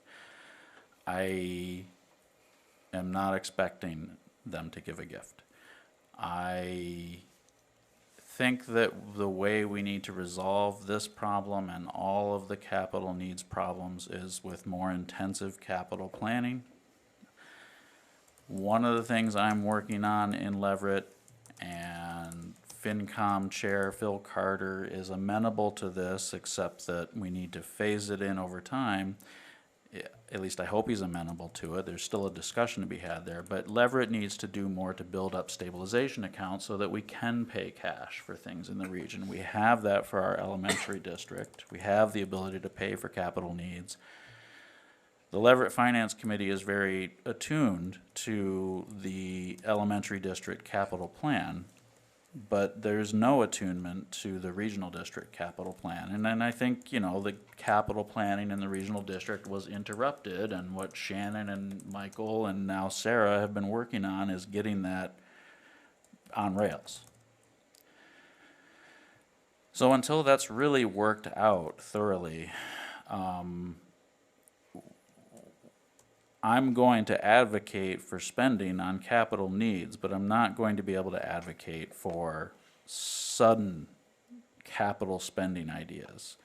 And as a school committee member, my responsibility is to the district and to get the best education possible to these students, and facilities are important to that, but I'm also responsible for doing it within the resources available. And I don't see it as my role to go and hand this off to the Finance Committee in Leverett.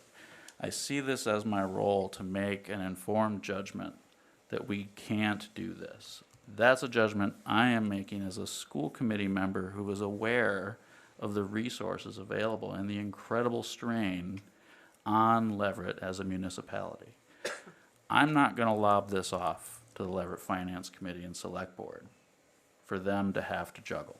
I'm going to make the decision that we're not going to do this.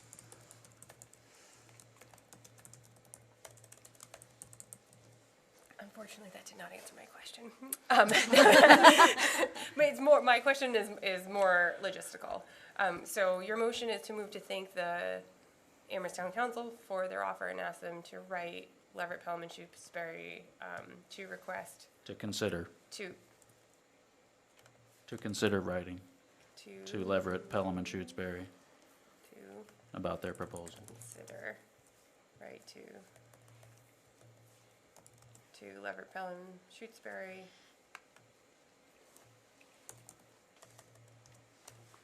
on their About the proposal. About their proposal.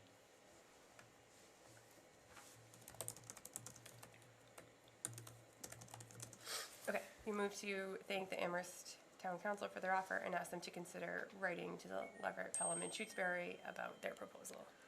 Correct? Yes, that sounds correct. Okay. Just a question about the language, because it says Amherst Town Council, but my understanding is that didn't come from Town Council. That's correct. It was a council member. And I do want to just. What? So I do want to just ask for clarity in terms of if this is voted and approved, the motion on the table.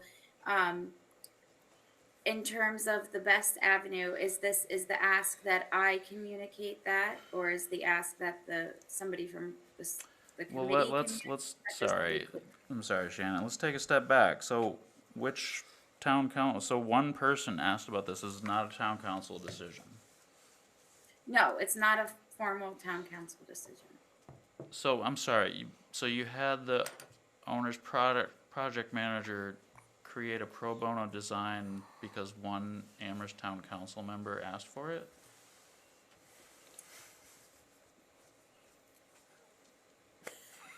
It was free. Okay. Did the regional school committee discuss this at any point? We had, back in October, I will go back to this, hold on. I withdraw my motion.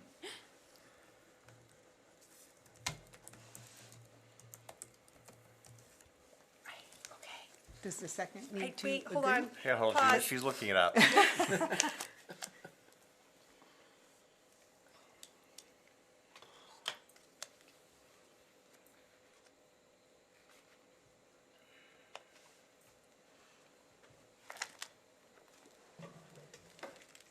Oh, no.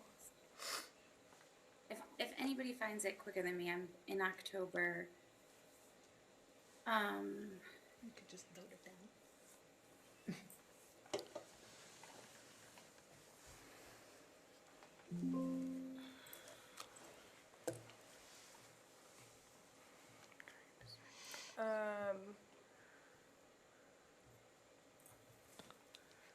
This says each motion must be disposed of, passed, defeated, tabled, referred to a committee, or postponed indefinitely.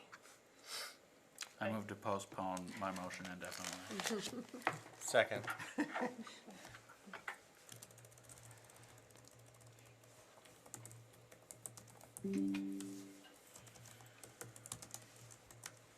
Okay.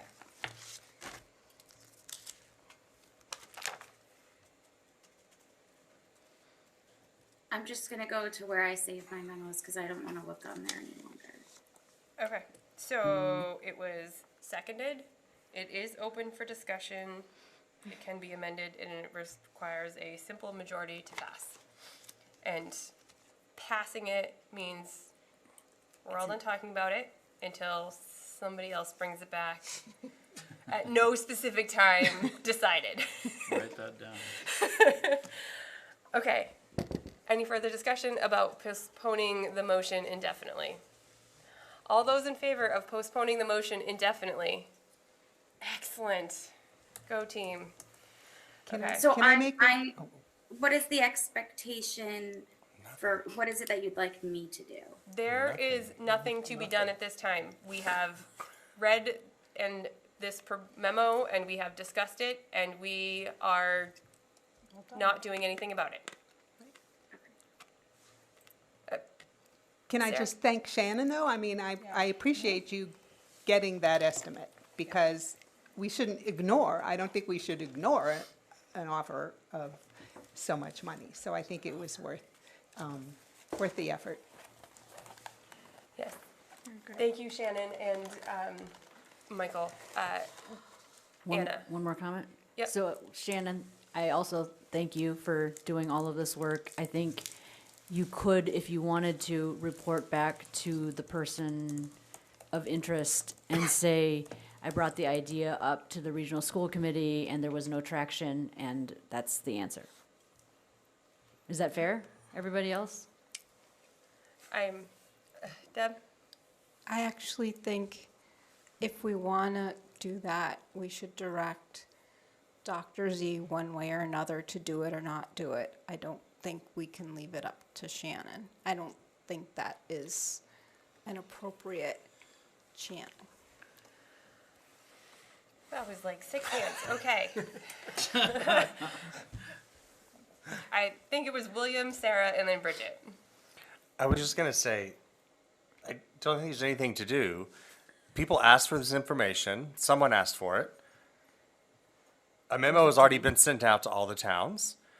I think if questions come back, then staff can answer those questions the way they see fit. I don't think there's anything for us to do going forward until maybe Shannon comes back and says, here's these other questions that have came up, or here's another memo, or I don't think we need to direct Shannon to do anything, or Dr. Z, because someone asked for this information. That is, they gave it through a memo. They sent it to all towns, and I think we're done with this part. But Sarah? I would also say that I think because, well, a counselor spoke to me about this, and I think there were a few of us in the group, and maybe spoke to others. That person's probably watching this meeting, and in any case, I think the response, if there's going to be one, should come from one of us, elected official to elected official. I don't think we should ask staff to do it. I'm happy to do that. I can reach out as chair and say, we discussed this, there's nothing, we have taken no action. Okay. Okay. All right. that segues super well into our next topic. So I wanted, as per usual, after a Four Towns meeting, I'd like to give the committee an opportunity to have some follow-up discussion. If there is anything that we need to follow up with or talk about, I wanted to make sure we have the opportunity to do so. I wanted to start by saying thank you to the district staff that helped pull the meeting together, and to all of the members of the towns that came and or watched. At one point, I counted, and I think there were like 60 people in the room. So that's fantastic to have that much participation. And I want to say, I said it at the meeting, and to say again, thank you. This is a really, really hard budget season, a budget year.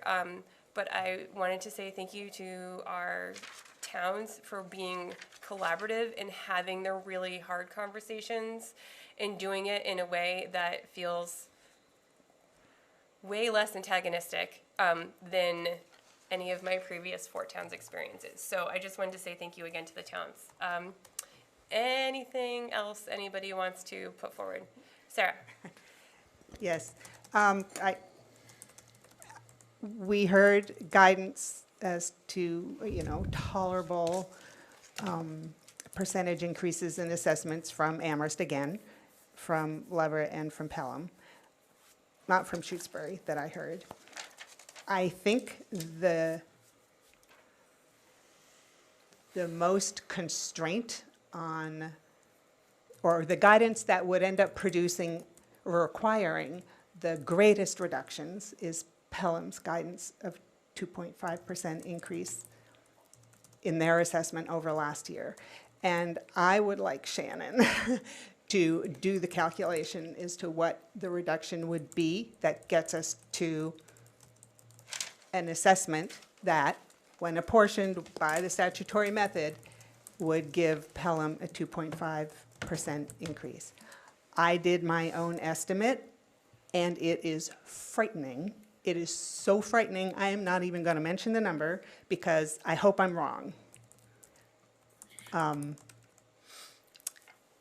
But I think we need to find out what that is, what that would require. I know only 3 towns have to vote vote the budget for it to be in effect, but I don't know. I wouldn't want to. I wouldn't want to throw Pelham into financial crisis. So I think we're going to need some more estimates or reduction scenarios, or at least that one, to really see what might be involved. And her hand's up. Did you do it already? No, I didn't do it, but, well, not recently. But I do want to just say that doing that would reduce the assessment. We would not get an increase from the other towns. It would actually reduce their assessments from the prior year. Yes. Yes. Okay, maybe we can have that conversation at our next FY27 budget conversation. Anything else? Sorry, but when is that going to be? I think especially, I mean, the Budget and Audit Subcommittee, last I heard, was still recommending not only budget guidelines, but that or the superintendent was requesting that we give a range of reductions. I think we need updated information. I think we all need that information, and I think we need it sooner rather than later. We can talk about scheduling during agenda setting. Okay. Tim and then Anna? So the documents, Shannon, that you and Dr. Z in your presentation was excellent. I thought it was great, just great. I thought it was very informative. It is always the case that a presentation is not completely heard by everyone in the audience. So we often have to repeat ourselves a lot. And I'll do my best to repeat a lot of what I learned from you and from, especially from the legal requirements, I forget the name of the document, but all the what is required, right? That was really helpful, and I've got it printed out and on my desk, and I tell myself I'll read it, and I'm sure it'll get buried, and I'll find it again in like 3 years. But it's a really good document, and your presentation was really good. So from the Leverett Select Board and Finance Committee members, I heard a desire for clearer. They want to see how the level services budget is produced. They want to see that documented. Now, you explained a lot of that in your presentation, but you know, they want to see it documented. How you know, what goes into the production of these increases and reductions? I heard some feedback, some concerns that, you know, that last year there were overestimates or numbers that turned out to be overestimates when more information was revealed as time went on in the level services budget. The concern there is that, you know, the discussion at the time of the final budget was that it was an $812,000 reduction from the level services budget. But if some of the numbers in the level services budget were overestimates, contingencies that turned out to not be needed, things of that nature, then it isn't really an $812,000 reduction. And so that creates, you know, messaging and information transparency problem in the minds of voters, right? So these are, I'm repeating concerns I heard from people in Leverett.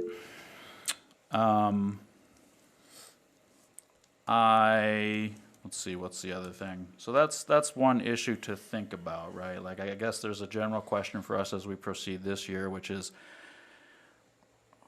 now that we have a level services budget, does that level services budget remain the level services budget 4 or 5 months from now, or will any reductions be accounted for in that level services budget so that a total reduction can be accounted for? There was also a wish to understand what the impact on education and the impact on students would be. We've been talking about this on this committee. I know it takes a lot of time and thought for you and Dr. Z to produce that information. So just know that everyone is looking forward to finding out as we talk about these financial reductions. We really need to understand, you know, both in terms of, you know, FTE reductions, program impact, but also a narrative description of what do we think this is, how is this going to impact students?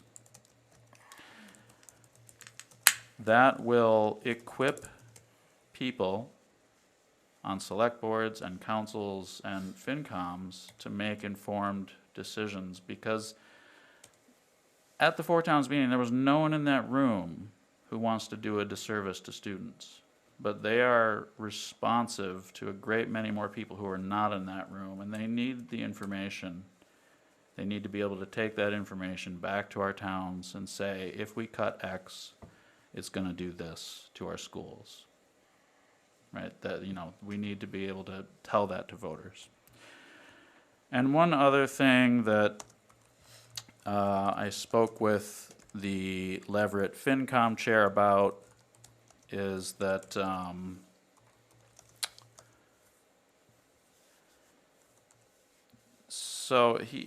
Phil Carter is concerned that about the decision to use the E&D funds to reduce the assessed amount for FY27 instead of reducing the amount in FY25, I guess it was, right? It was an FY25 E&D overage. And sending that back to the towns. 26. It was 26? Okay, because somewhere in the document, I mean, We're in 26. we're in 26, so it would have had to have been 25. So at any rate, right, The so, E&D is certified for FY25, and then we voted to either Right. use, or you all voted for 20, to affect 26 or 27. right, so it's a legitimate choice that we made. We had guidance from DESI and the Department of Revenue. We could either use it to reduce retroactively and send the money back to the towns, or we could, you know, use it to reduce the assessed amount in the year ahead.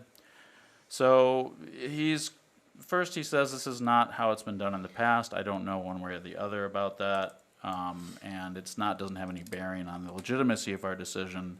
But he is concerned that we're essentially using the town's money to reduce their assessment rather than show them the actual cost of the assessment. So we're not showing them that the total cost of education in FY25 was lower than voted on, but we're making it look like the cost of FY27 is lower than voted on. So that's a transparency concern he has, and he would like us to consider changing our vote so that we send the money back to the towns. Shannon. So there was a couple, I don't know if I'm supposed to be joining in and chiming in, but I'd like to. If you have information, that would be fantastic. So there was a couple of things that you said. So the E&D, we're not reducing, just how you explained that did not make sense to me. So we received more revenue than projected, which increased our E&D over the 5% threshold by $152,000. So we had the option to send back money in FY26 or reduce the assessments in FY27. On the documents that I presented, it showed the amount of the assessments before that reduction. So they do have that information. And then on the bottom of that revenue sheet has the allocation per each town that would be reduced with the new assessment. On the sheet where it has all of the possibilities, it states in the heading that the E&D reduction because of the excess is not included in those. So I was a little bit confused with how that was stated. And then just going back to something that you said about last year, over estimates and contingencies, that I don't know how to address that in an upcoming presentation because I also don't understand what specifics you were talking about. So if there could be more clarity provided on that so I can give you the adequate response or give you the information. Could I follow up? Thanks, Shannon. So I think, Phil, so regarding the E&D, I did point out to Phil that, it's stated that this is coming from E&D. And I think he stood by his concern that he just thinks that he's concerned that most people won't really understand that use of the money. I can't say more about what he thinks about it without putting words in his mouth, but, what I saw, because at first I was like, I really think we made a legitimate vote. It was up to the regional school committee what to do with that amount, and that's fair. And then I thought about Four Towns meeting, and I thought, I don't know it doesn't seem, like, let's say we did change our vote, I don't think that there would be any impact to the region operationally. There might be some administrative lift to work it out and a requirement for us to vote on it. It doesn't seem like it would take a lot of work for us to have that discussion and consider that vote. The impact could be a demonstration of good faith. And I think this is a case where a little grace can go a long way. And this is, again, if we just think about the discussion we had on Saturday at the Four-Town meeting, that was a discussion where I saw need for a little grace. So this is an opportunity. I do have a list of specifics that Phil shared with me, but I'm not going to go over them in the meeting. This is a budget that comes before my time, but I could share, what he wrote out with you via Sarah Bess. Anna? So, to Sarah's point, Shutesbury did comment about what they can afford, it was a little bit wishy-washy. What they said was, we cannot afford a level services budget. Yes, right, but that's not guidance. The reality is that every other town is gonna hit their limit before Shutesbury does. So they don't feel like jumping in and saying, we can afford a 3% increase is helpful, because we're not gonna, Yeah, no, it wasn't a that. criticism. Yeah. I was just So- recounting. there's that. To Tim's point, I think there's a mental problem in, not a mental, there's a mental problem. There is a perception problem with the way that the budget gets presented. And so if you present, let's say we returned the money. Now the money is just returned. They are not thinking about it as money that could have been used for education in a different way.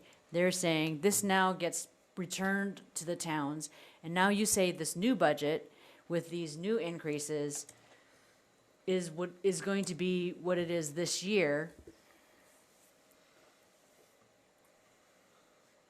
And we still have this 2% increase availability in our town, regardless of whether there is a,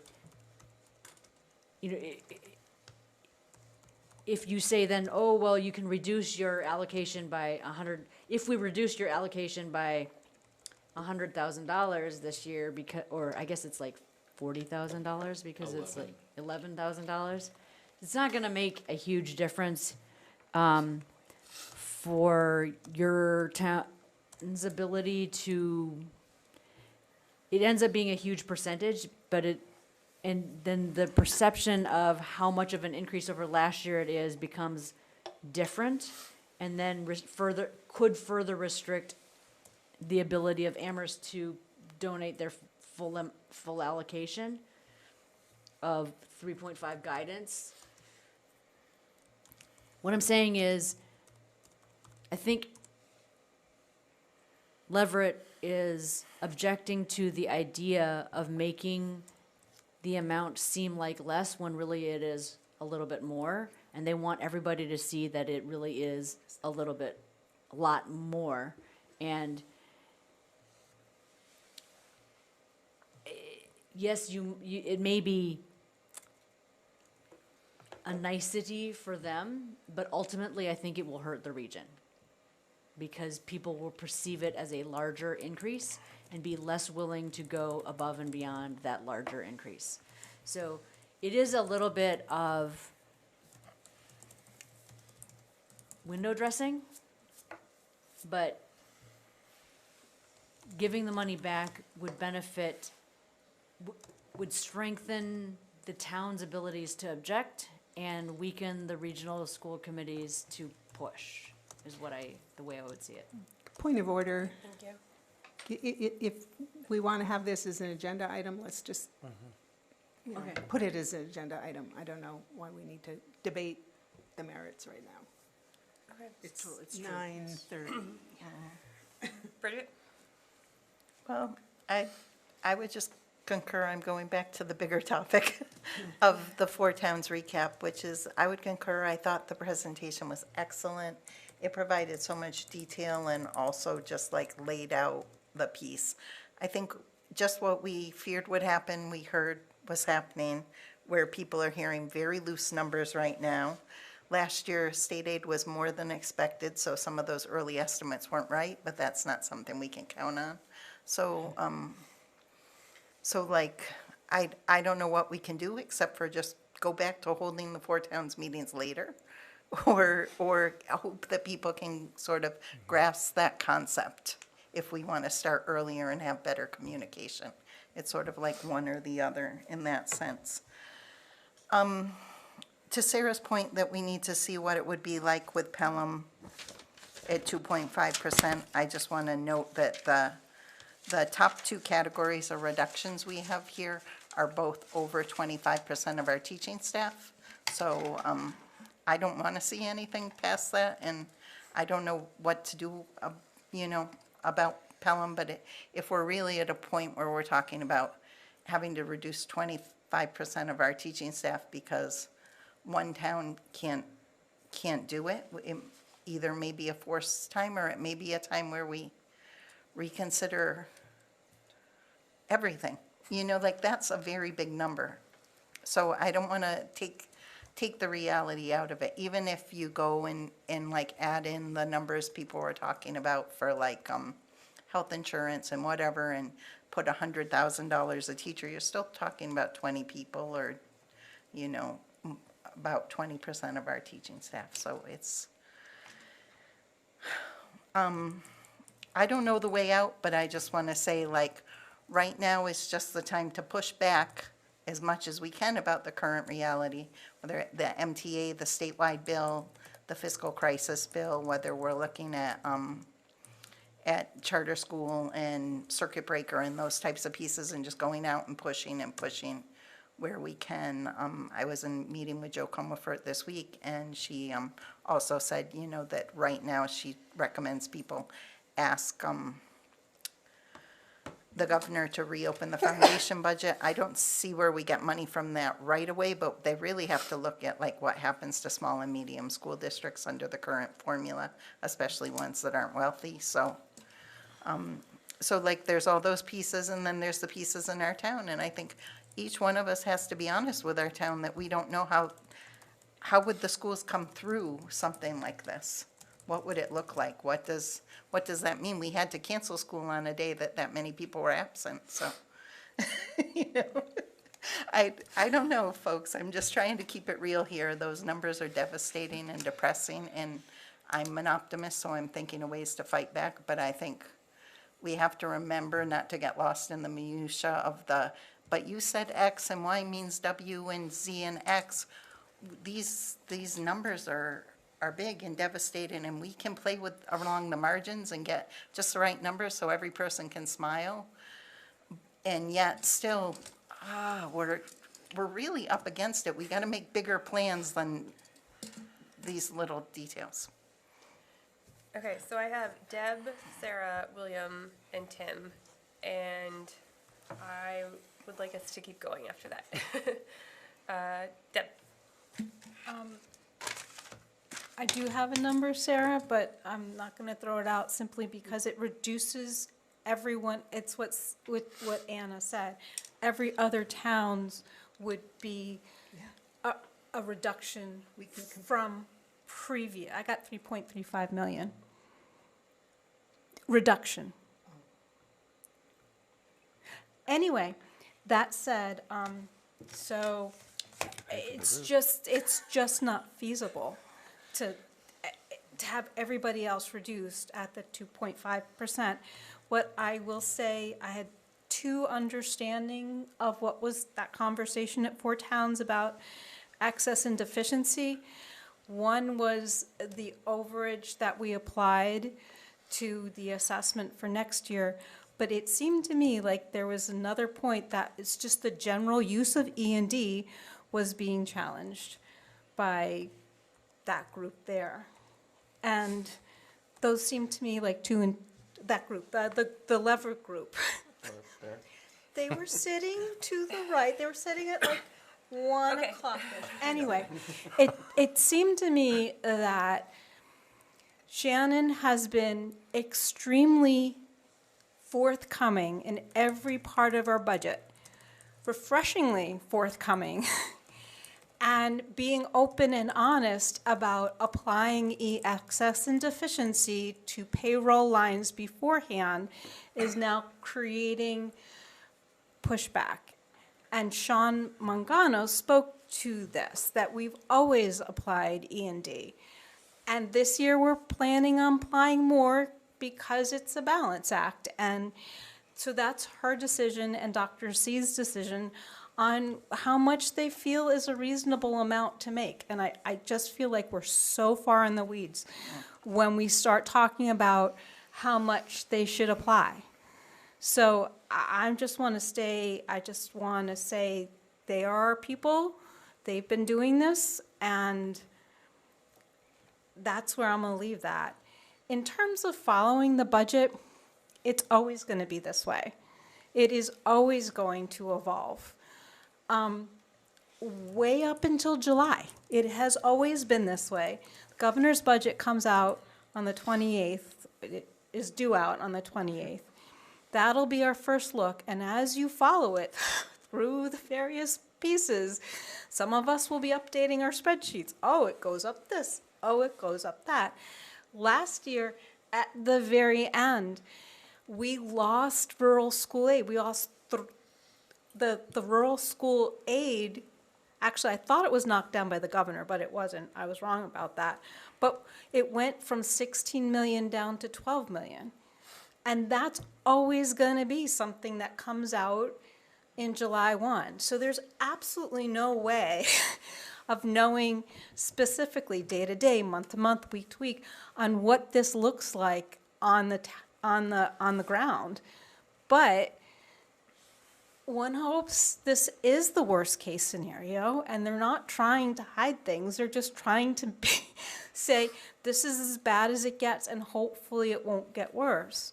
The 18% bump on the health insurance is an approximation. If it's less, it'll be less. I mean, there's just no way of knowing these numbers specifically, and there's so many of them, as we go through this process, that I think our towns who want to know the details of our budget have to live with the way school budgets across the entire Commonwealth roll out, except for the towns that don't need to worry about it. And there are some of them. They passed their budgets in February. Yay, because they don't have a problem funding level services. And we are not they. So that's all I got. All right, I have Sarah, William, and Tim, and then I think we need to move on. I don't remember raising my hand. All so right, well never then, mind. no comment for you. William. Yes. So the 2.5% I think is aspirational. I am willing to go and ask for more than that. And the percentage is can swing so big and small for Pelham because the budget, the number is so small. I don't know if we need to do the 2.5% write-up. I mean, I'm not opposed to more information, but when I asked for the Pelham's numbers to be broken out in dollars, it was because I had a conversation. It was more dollars and not percentages, because the percentages are just for Pelham. But I would maybe ask Shannon if she could, and I feel like Shannon does this, so I'm not saying you don't do this, but I feel like she has lots of communication with our FinComs or with their towns already. And I know that the takeaway for the Four Towns meeting was that whatever extra dollar we give to the region is going to have to come out of Pelham Elementary. And so we had already looked at a Pelham Elementary budget that didn't look too terribly bad. But then if we have to take money out of that budget for the region, there's a balancing act. And so I hope that Shannon can, look at that balancing act between the two districts and then maybe come back and present us with whatever that lowest number might be, but I don't know if it's going to be a 2.5%. All right, Tim, final comment. Okay, well, so I'll go into more detail about what Phil wrote because it's not being interpreted correctly. Phil is not expecting that budgets won't change, and I didn't say that either here today. And I don't think anyone is getting lost in minutia. I think that people were receptive to the meeting, to the information at the meeting, and are doing their best to understand the information they got at the Four Towns meeting. Nobody is, let's be respectful. So what Phil pointed out is that at the time last spring when the FY26 final budget was voted on, I guess that would have been in March, That was the budget that went to the 4 towns for the final vote. The discussion that was heard was that there were 812,000 of cuts made to this budget compared to the level services budget. And he itemized some of the cuts. And he said, note, for example, under budget adjustments, there's an item, quote, remove contingency for contracts that were settled in FY25, $58,000. That was not a $58,000 cut. What happened was when they originally made their level services budget, they estimated the amount they would have to pay in salaries under contracts that were still under negotiation. It turned out their estimate was too high. Similarly, under budget reductions, there is the item health insurance reduction, $142,298. What happened there was the administration originally estimated that health insurance premiums would increase by 19%, but they turned out to only increase by 16%. So the cut, in reality, did not match the nominal cut as presented. So what he writes is they should have reduced the level services number by 142,000 instead of suggesting that they made 142,000 in cuts. Now, there's one more that he points out, but he's not saying that this was intentional. What he's saying is that there was a technical error. And he also says, look at the item use of rural school aid to support operating budget, $200,000. Here, they didn't know earlier in the budget process if the district would qualify for rural aid, but it turned out that it did. The administration should have added $200,000 to the revenue part of page 1 instead of suggesting that they had cut that amount. All right, so that's a total of $400,000 in cuts that he's saying were nominal cuts that do not translate to service reduction, which would leave $412,000 in cuts. So he's not saying that, he's really making a very small point, but an important point, which is that we should be attentive to how we're communicating what we're cutting. Are we cutting nominal amounts, or are we cutting amounts that translate to real service reduction? If we pay attention, if he's correct, and he might be wrong,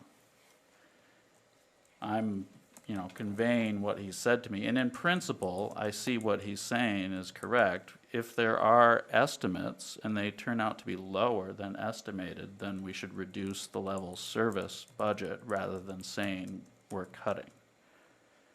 We should treat, nominal cuts not as real amounts. He might be wrong about these, right? But in principle, that's always a delicate balancing act in any budgeting process. Being willing to reduce estimates when you find out that they are not as high as that, or if revenue comes in, making sure to account for that. So I think it's important to pay attention to this because it's, again, going to impact our credibility with people with whom we need to do a lot of work building, fostering, and maintaining trust. Thank you, Tim. Okay. Shannon. Oh, Shannon, yes, please. I just wanted to chime in to what Tim was stating. The first thing I just want to address is rural school aid is a grant. It's not a revenue, so we don't put it on that revenue page. So in that budget book, there is an adds and cuts page. So we get to a point where we're in the budget. We've made the most, we're as finalized as possible, and this is the budget we're going to be voting, and then we get a little bit more information. So we use that adds and cuts page to track every change that we're doing, so that at least I used it this way, so that instead of just reducing on the overall operating budget draft sheet that you see, decreasing the health insurance and then decreasing the operating budget, which changes the actual cut amount. At that point in the budget, I just put it on the adds and cuts page, which does end up in the line by line. So in the health insurance, you will see that $142,000 reduction there. So it's not that something is being done incorrectly or not credible. It's how do you want it shown to you? So this was the way that I did it so that you could make sure that we accounted for and you saw every single change. But we can do it differently in the upcoming year if that is a decision that's made. And then, like I said, the rural school aid, we didn't originally put it in the budget, and then we did, and so as opposed to like we do end up reducing that line, but I wanted to account for it on the ads and cuts page so you can see it, but we wouldn't add it to revenue.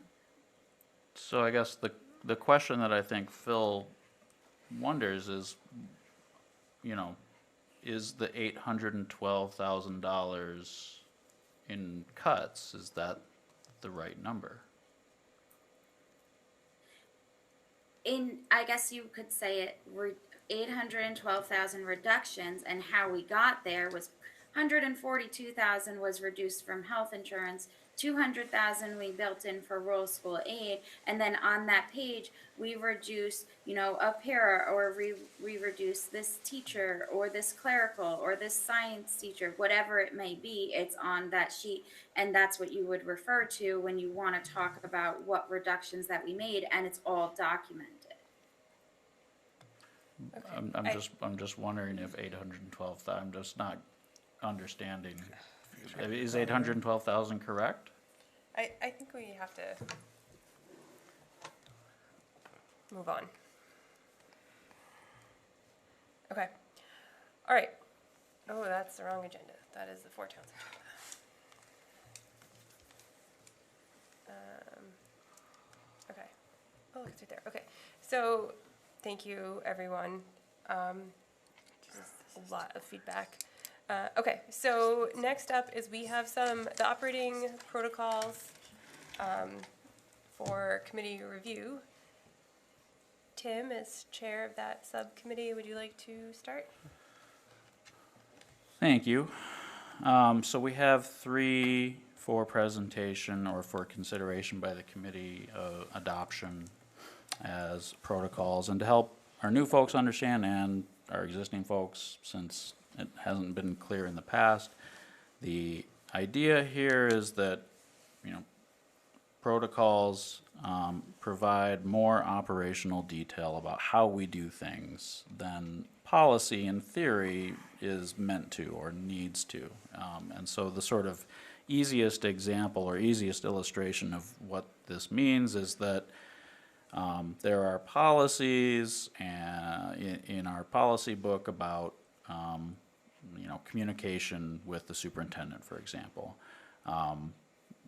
This protocol, the second protocol in the document, goes into more detail about how Dr. Z would like the committee to conduct communication with her and with district staff. A different superintendent might prefer a different set of procedures. So this, this allows us to have, a set of protocols for committee effectiveness. That's kind of the goal of protocols, improving committee effectiveness. That is a lower lift for us to, approve and change without needing to impact policy. And the origin of this was that in August we had a committee retreat with Massachusetts Association of School Committees, and Tracy Novick there, described how protocols are, something that committees can do to, improve effectiveness. So on January 7th, the subcommittee agreed to propose the following 3 protocols for adoption by the RSC. The first is communications among committee and subcommittee members between meetings. So these are just kind of like tools and tips for, avoiding open meeting law issues. The second one is the protocol for school committee communication with the superintendent and staff. Purpose is to reduce duplicate emails and avoid making demands of ARPS employees supervised by the superintendent rather than by the school committee. And it goes into, how to contact superintendent, how to contact central office staff, and building leaders and educators. The third one, the public comment protocol, is still under review by district council. I'm going to hand it over to Sarah Best to talk about it, but it's essentially what she has been reading at the outset of public comment. Okay, so the public comment protocol, there was slightly different from the last time I read it. There have been a few things.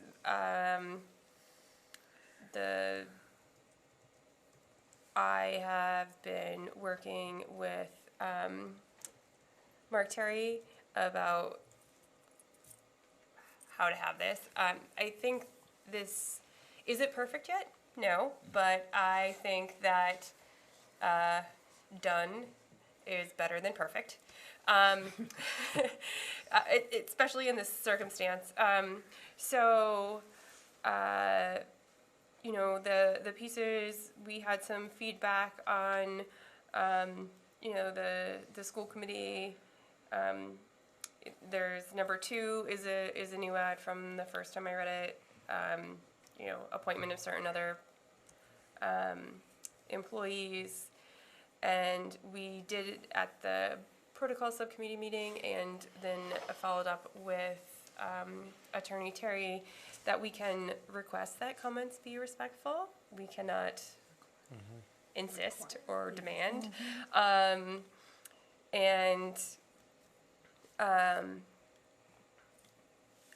am continuing to work with him to tweak about enforcement and what the expectation is. I'm happy to have feedback from the committee as a whole. I do think it's important for, you know, we have policies that we know how to find. It's sometimes a lot trickier for someone who doesn't spend all their time on board docs, figuring out how to do things. But I think given how much public comment we often receive, it's this is a good place to be able to, you know, explain what we can do and how we can interact with our community. So that's, yeah. William?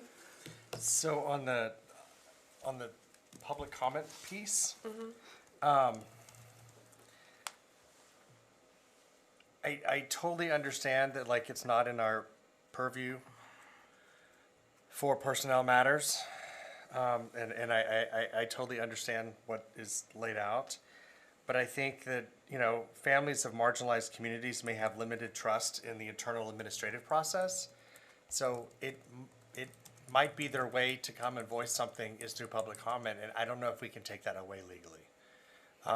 You know, I did hear you when you said we would request it, right? I'll be respectful, but the like second line, the comments regarding matters within the school committee preview, I don't know if we can say what their comments can and cannot be. So I kind of take issue with that, but I was very happy to hear that you are still revising it, and you're also speaking to Mark Terry about that, so I'm sure that will get worked out with that. But what I was going to say is maybe we could say something like, while the committee does not address individual personnel matters in public session, it remains committed to listening and considering community concerns related to systemic issues, equity, student safety, and district practices. So You want to send me that language? I'll send you that. So I was very happy that it's you're still working on it. So Yes. that is all I can say to that. On the protocols, the protocol about how we communicate with the superintendent, I'm really uneasy with saying that we can't contact the superintendent directly. I don't know, I think that's something that we have the ability to do as a school committee member. So, I understand it's probably for coordination and transparency, but I still think we retain the right to communicate directly with the superintendent when we have concerns. So I can't sign up with that piece. The other piece that's confusing to me is the central office staff. I 100% think it's inappropriate for us to contact any staff without first reaching out to Dr. Z and getting her permission. Like, I totally on board with that. I totally understand that. The part I have a question about is that it says, copy the superintendent on communication with central staff. If the staff member replies without copying the superintendent, the committee member may assume the superintendent approved this. That seems really bizarre and a little crazy, because like, I don't, like, say I emailed employee X, and then because Dr. Z gave me permission to, and then she comes back, or they come back with their opinion on something, that doesn't mean that it's explicitly already pre-approved from the superintendent. So I have a hard time understanding that, because I don't think she should just give up her power to allow someone to, that's how I read it, so. just- Anyway, that's all. Yeah, that, on that last point, Dr. Z, we went over these with Dr. Okay. Z, and she was very explicit that when, so the procedure is, contact Sarah Bess. Sarah Bess coordinates with Dr. Z. Dr. Z gets you in touch with central office staff person that you need. And then, Dr. Z is copied, but then if central office staff person replies to you without copying Dr. Z said, what's happening there is that we've talked. That Dr. Z and the staff person have talked, and Dr. Z has said, go ahead and take care of it. I need to hear it from Dr. Z.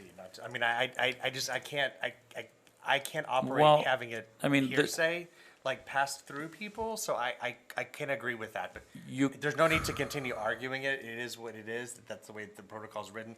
I'm saying I could not For your abide by that comfort, protocol. you could add Dr. Z back to the copy list and say, I would prefer it if we kept copying Dr. Z. Right, that's what I'm saying. We I don't couldn't need to abide by that protocolize protocol. that. Yeah, This is just a statement of how Dr. Z would, basically, we are free to assume, the committee member may assume the superintendent approved this. If the committee member wants Dr. Z time, you can have some more Dr. Z time, I guess, right? But like, this is just a way to, this is just for efficiency's sake. And so what Dr. Z wants us to understand is that in this scenario, she knows what's going on, and she has given staff member their blessing to go be autonomous in this specific email thread. Laura Jane? Thank you. Thanks for your work on this. A couple of things. I think it's meant to say January 7th, 2026. Yes. Okay. It's interesting, William, you said a lot of things that I've been thinking about, and one of the things, so first of all, starting with the public comment piece, I recognize that there is like an ongoing backlash about historical experiences that this school committee, not this body specifically, or maybe this body but not these people, have experienced. And this is a venue in which the community has access that they may not feel that they have access otherwise. And so I really don't want to try to limit the things that folks need to share, because sometimes they just need to know that they're being heard. And so I'm very hesitant to like try to, even to use the word respectful feels like tone policing, and I'm very uninterested in tone policing. Like, I want people to be able to say the things that are important to them the way that they need to say it, and not worry that they're gonna somehow offend me. I'm an elected official, I'm here to like hear that, that's my job. I got elected to do that. My job is not to sit here and get my feelings hurt. My job is to hear what people are saying and let them say that. And so that feels really, really critical. Not that I don't believe that people should be respectful. Of course, I think people should be respectful. But I also think that that is a very specific and subjective quality. And as someone who gets tone policed constantly, I'm not interested in tone policing anyone else. The piece that I'm very concerned about, and I understand that Dr. Z was involved with this decision and I wish she was here, but I know she's sick. I don't want her to be here for that reason. We have like 3 responsibilities, and one of them is to supervise the superintendent.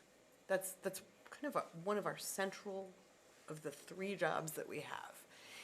If we are limited as school committee members to having to contact our chair every single time we want to bring up an issue to the superintendent, that feels like that's very much handcuffing our experience and also creating bureaucracy where bureaucracy doesn't need to exist.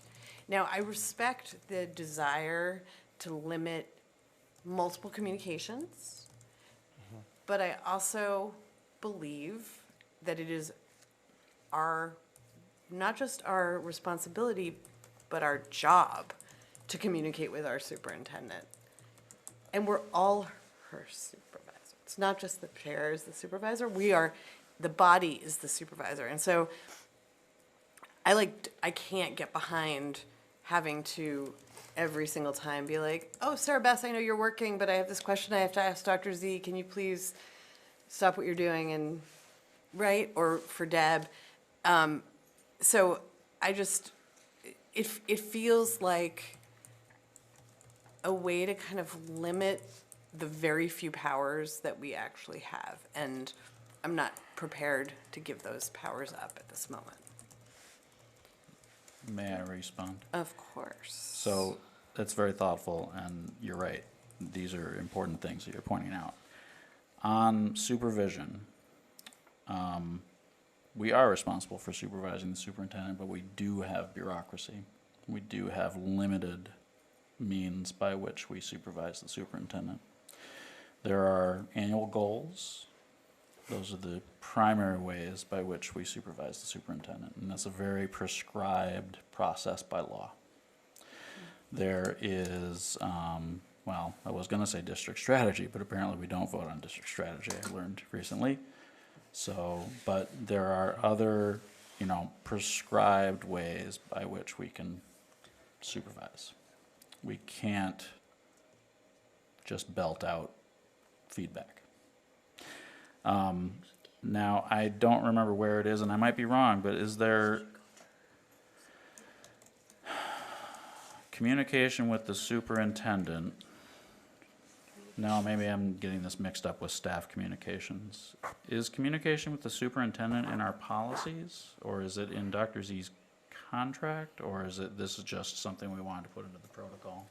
I think there is a relevant. I'm sorry? I think there is a relevant, there is a policy about communications to the school. Is this just a free-for-all? Well, Tim is chair of that committee and Sarah sits on it. So I think that was a point of information. Because, point of order, so this is feeling like the budget and audit conversation where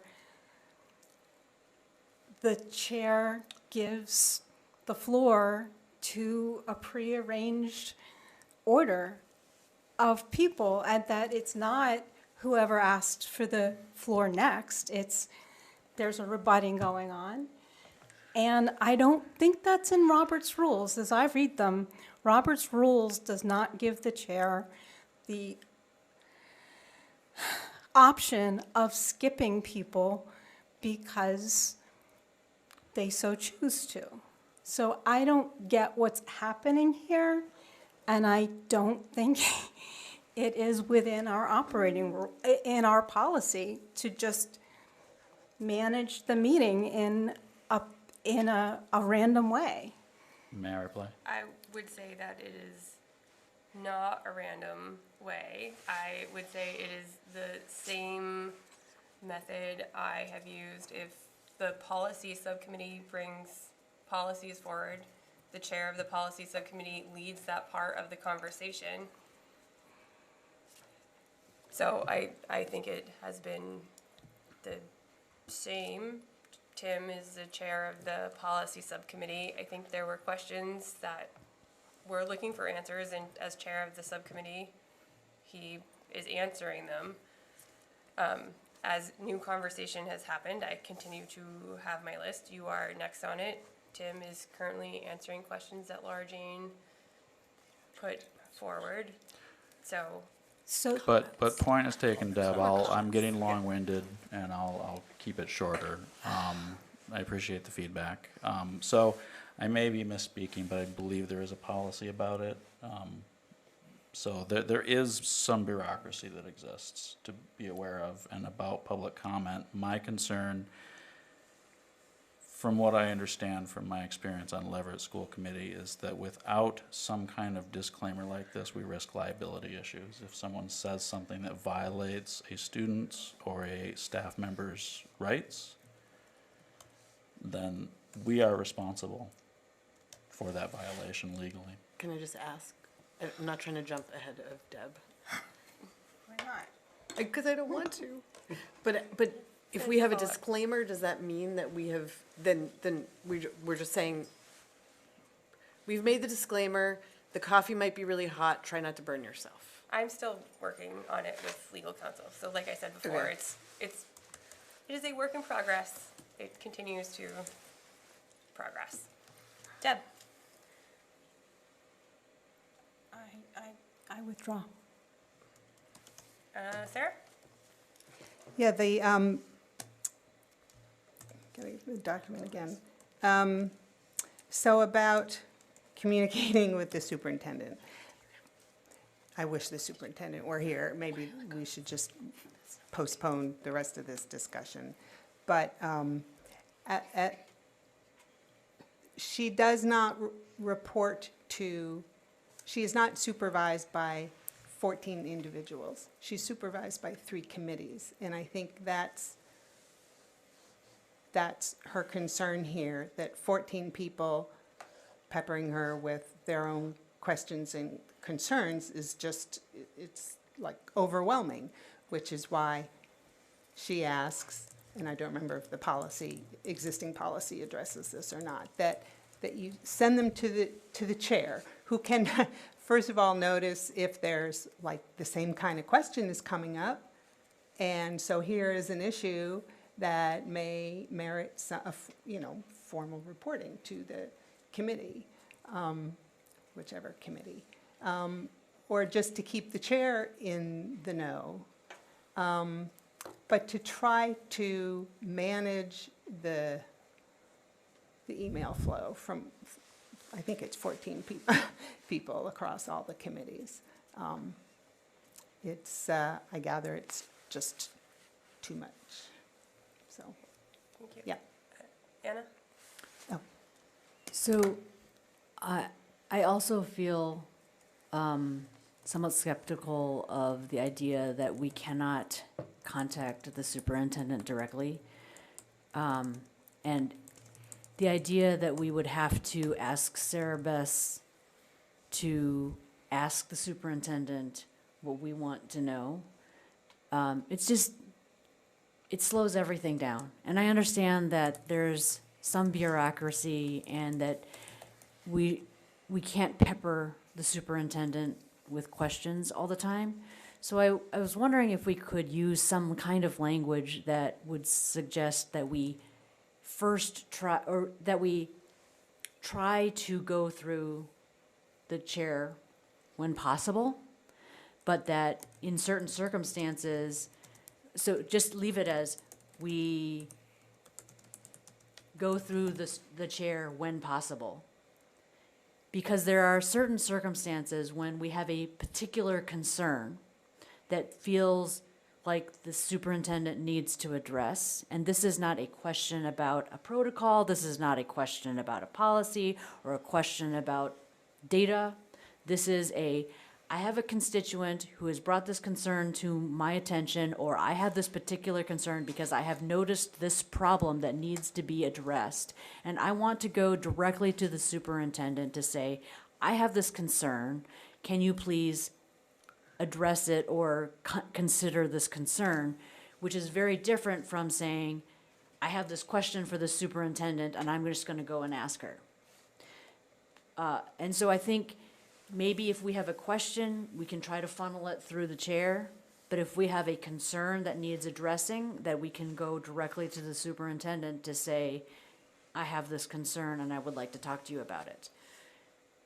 That doesn't mean that we go to her office and say, I must speak to you right now. This means that we can email her and say, I have this concern. I would like to speak with you. Do you have some time?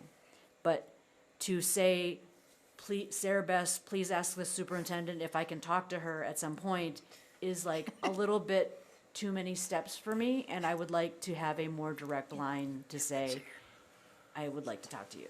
see your hand down. So I have Bridget Williams. Oh, and then one quick thing about the I think it's public comment. There's like, if you could just add a comma, it would make it a lot clearer. It's like, limits it to 33 minutes unless the chair extends. And does not allow transfer. So it says, if it could either add a comment before and does not allow the commenter to transfer their time, it could be, and the policy also states that the speaker may not transfer their time to another speaker. Just makes it more clear that it's the policy, BEDH, that states that you can't transfer it to the other person, just to make that clear. Bridget. So I'm going to talk about the public comment protocol first. I really like that it outlines what's within our purview, because a lot of people come to us and looking for relief on something that's just not in our purview. And so I appreciate that part a lot. Thank you. I'm glad you're working with the attorney, because I have free speech questions that come up, and it's very different than at Amherst Town Council, where the approach is very much like, you may start being hateful, but you have free speech rights, and unless it's fighting words, I can't get involved. I'll have to defer to free speech. I'm sure the law is somewhere between there, but where exactly we probably want to be careful with. The main question I had on the other piece, I agree with everyone. I think there's even political contexts where the chair might not pass on your question, not our chair, not our beloved chair. But we all know, we've been watching for a while. I don't need to say more. That, sometimes you need to communicate with the superintendent, and you may not be able to get information past your chair. So I don't concur with that idea. The big question that I have is a little bit different. There's a couple things in here that I notice conflict with other pre-existing policies, and that we already have a different policy on. So I would say where it's replacing a different policy, or could we have a handbook that has all our policies together, or some sort of place where they're all in there in one place, and that we see like this one replaces that, or this one comes in place of, because there's some policies that are in there already that I prefer to the one that's here, but without having them side by side, you couldn't say, well, I like that part on this one and that part on that one. Can you bring something together? That kind of thing, because when you Google school committee members' policies, you're spending all day on board docs. Thanks. Thank you. A lot of work, and I appreciate it. Tim, you have an answer? It just occurs to me it might be helpful to say, so another reason these are protocols instead of policies is that, these are best listed. When you hear protocol, think best practice. So I don't think that, and this could be a disclaimer that we include in whatever protocol book we have, but like, this is what we want to arrive at as a committee, what we want to propose to this committee is a set of protocols that we all think are going to help us become a more effective committee together. So your feedback on all this is really important towards doing that, but I don't want it to seem as though there is never an exception, right? These are best practices, there's always going to be an exception to best practices. So that could be a disclaimer that we add when we talk about protocols. I don't really see a time when I would absolutely need to contact the superintendent directly, but I can see that may exist for someone on the committee. And so, I don't know, maybe language belongs in there that says, unless absolutely necessary, as judged by the committee member, something along those lines. So I just wanted to put that out there, that these are not rules meant to be enforced in the same way that policies are, although there is that question, how do we enforce policies? We don't know. These are best practices meant to help us become an effective committee. And if and when they don't help us become an effective committee, that's a sign to us that we should change them. I have William, Laura, Jen, oh my gosh, Laura, Jane, It's late. and Anna. I was just gonna tack on to what Bridget said. You're next. Currently, our chair, oh, was it me? Sorry. No, you're good. Okay. Currently, our chair is very unbiased Yes. in her management style of us. So I really appreciate that. So I know that, yes, I could go to my chair and ask any question, and she would take every question I had to the superintendent unless she had the answer for it. However, Sarah Bess is not always going to be here. I don't have faith that other chairs, as a queer man, if I have an issue that's up to an LGBTQIA student issue, something like that, if someone else on the school committee has a different view on queer rights than I do, they may or may not take that question forward. I would have a hard time with that. And so it's not even like if I have an emergency, I need to be able to contact the superintendent directly. I think that's our right as the elected official that we have. If we want to make things easier, if it's like a slow move question, then maybe we can loop Sarah Bess in. But I also know that chairs are busy in their own life. And so this seems like a lot more work to throw on to Sarah Bess.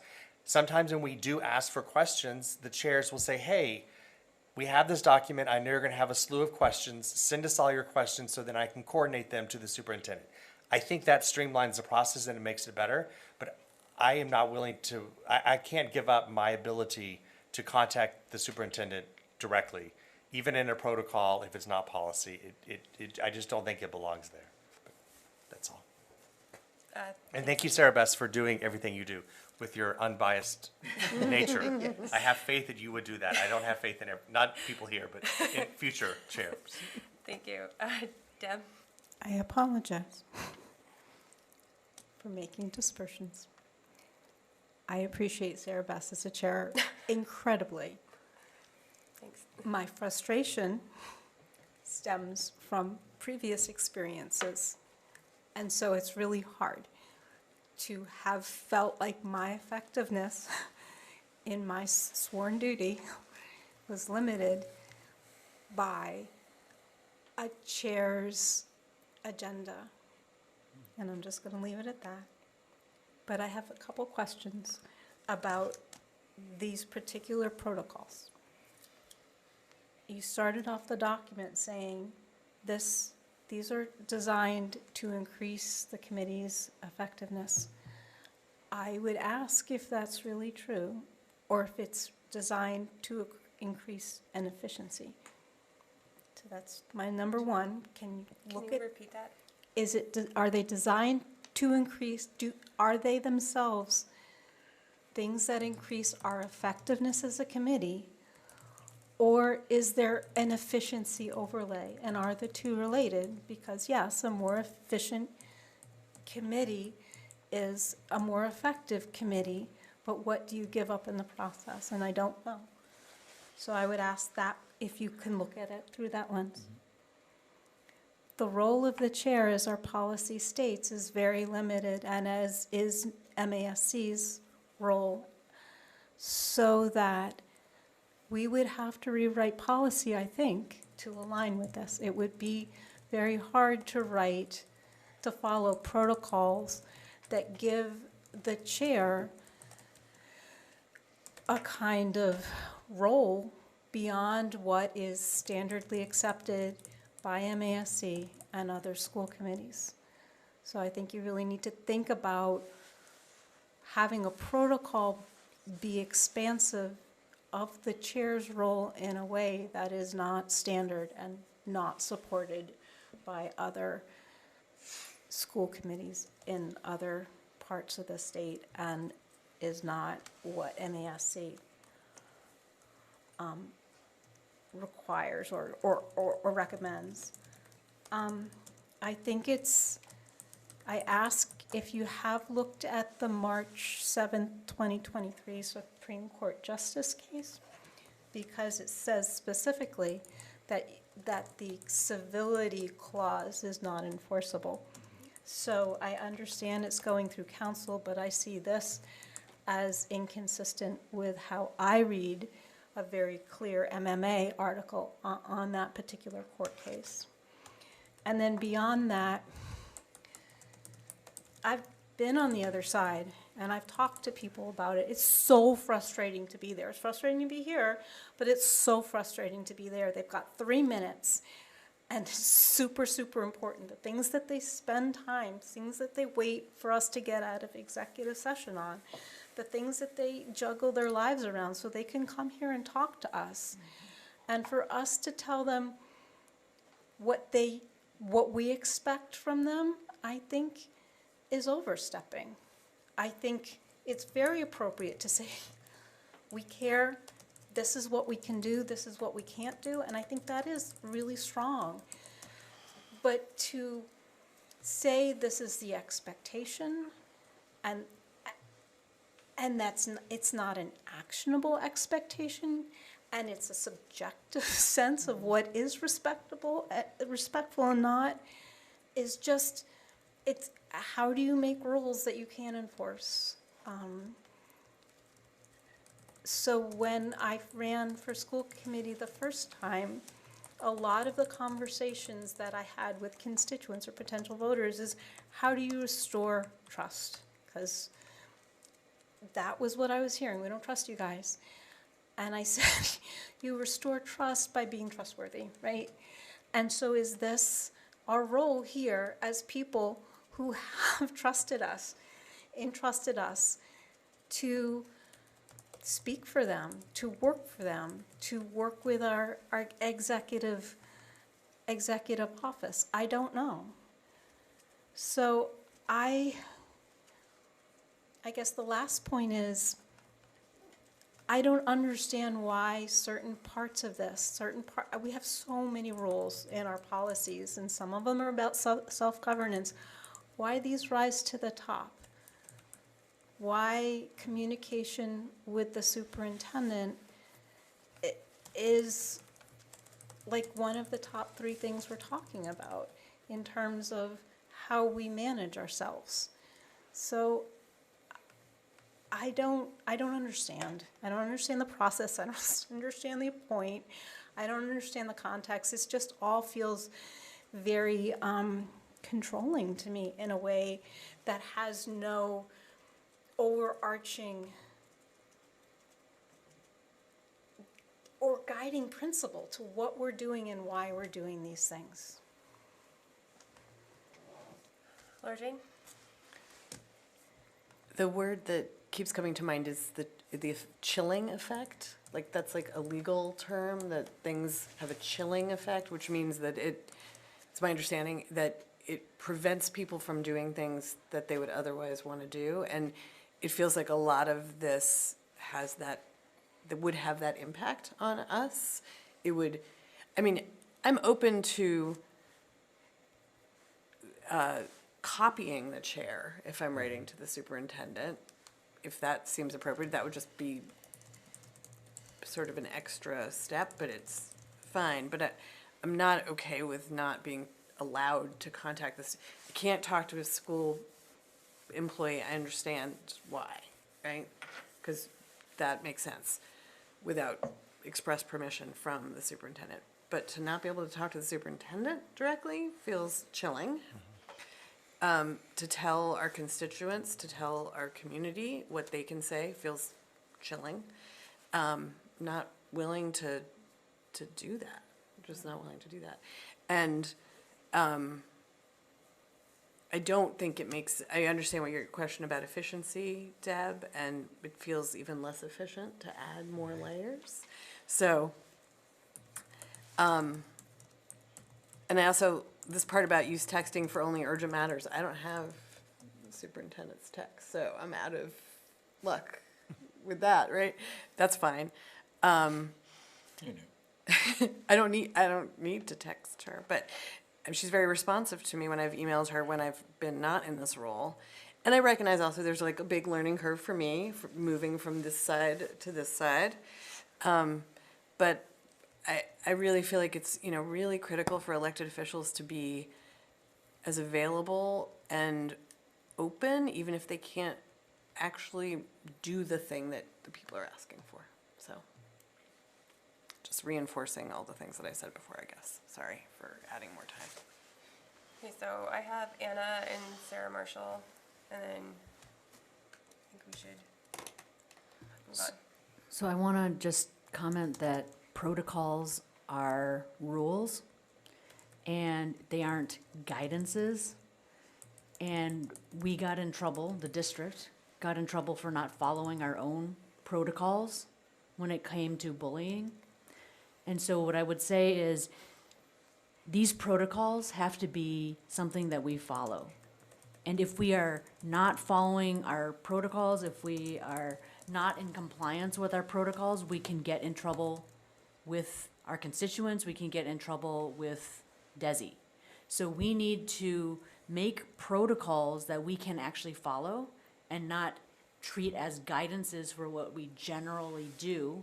And when we violate our protocols, we should not be in violation of our protocols. And when we violate our own protocols, there are rules about like how we have to say, okay, we're gonna set this aside, we're not gonna follow this rule that we have for ourselves. But there's a clear way of doing that. And so I think that we cannot just hand wave and say, there's going to be times when we violate our own protocol and that's going to be okay, because we understand that that's something that happens every once in a while.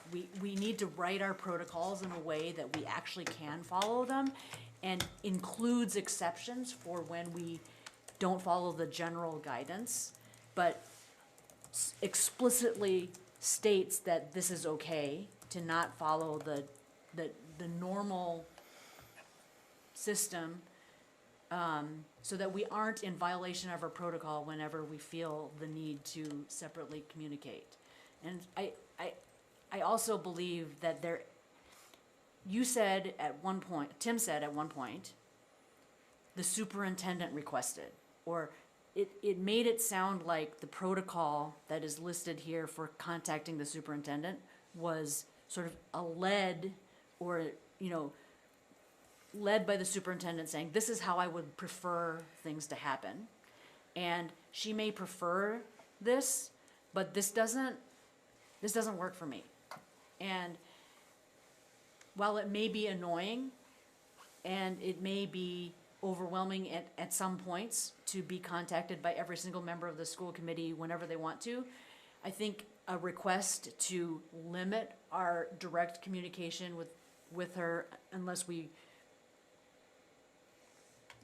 really need to is fair. But I don't know that we should be restricted by protocol to never do that.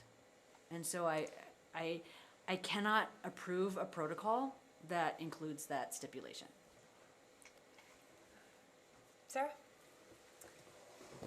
So, two things, both responding to Anna, to your previous concern about urgent matters. I just hope you see the final bullet, which is on the next page, which explicitly says you get something urgent, you go ahead, you email, and just copy the chair. And I'm sure she'll give you your cell phone number. She's very, that's not a problem. But I also, it's certainly not my intention as on this subcommittee, and I don't think it's the group's intention that protocols have the authority of policies. We don't see them as going into the policy manual, which those do have imposed some legal liability on us. These don't. We can call it guidance, we could call it preferred, I don't know, communication style or something. I mean, they're not policies. They don't impose any legal problem for us if we don't follow them. At least that's my interpretation or understanding of what we're doing. Point of order. 4.5 hours have elapsed. Okay, I mean, Can I make a motion to extend by 5 minutes? No. So we can go through, we can go 30. through Can only be It has to Future, be oh, it has 30. to be 30 minutes? The motion Okay. has to be 30 So minutes, but you 30 don't have minutes to slash wink, wink, stay 5 minutes? for So we can 30 do minutes. future agenda planning items. I think it's the last thing we really have. Are you making a motion? Yes, I make a Second. motion to extend the meeting by 30 minutes. Second. All right. William, how do you vote? Oh, all those in favor of extending the meeting by 30 minutes, given that all we have to do is agenda planned? 1, 2, 3, 4, 5, 6. Okay. All those opposed? I'm old. All those abstaining? My count is off. I got 8. Maybe I forgot to count myself. I think that's what happened. Okay. All right, we have 30 minutes. All right, so we have nothing on our consent agenda. Well, let's just close this Oh. agenda item. Thank you, everyone, for your feedback. And, I mean, I'm not going to ask for any vote, but it sounds like there wasn't a great deal of objection to the first protocol, and that's something for the remaining operating protocol subcommittee members to think about as they carry on their work. And that's all. Thank you. And thank you for Tim, too, for all the work you did on this subcommittee. You're an excellent chair. Thanks. And a heavy lifter. Okay. Future agenda. I have to find the right tab. Sorry. Okay. Yes, let me give a quick overview of what I already have Yep. coming up. So we will have today's the 13th, we will have a joint meeting on the 27th for 3 committees. There's potentially a single regional school committee item regarding a mural gift to the middle school, but I need to do a little bit more figuring out about that, but I just want to put that out there. We will have a vote on our district calendar. We will have the superintendent's mid-year evaluation check-in. I still anticipate being able to bring the superintendent evaluation tool for approval at that meeting. We have policy subcommittee chair. We have a bunch of policies to second read and approve. We will have to coordinate on that list.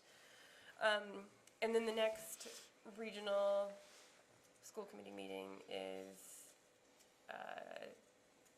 February 10th. Okay. Now, future agenda items. Tim, and So I would love the following future agenda items. By the end of January, it would be great to get a presentation from the superintendent on bullying status in the district and next steps on the outcome of the bullying policy audit and the BPIP intervention plan. That's one agenda item suggestion. I would like to know what happened with the APEA contract. I have had no idea that any of that was going on until today, so I'm a little confused, and I would like to know what happened.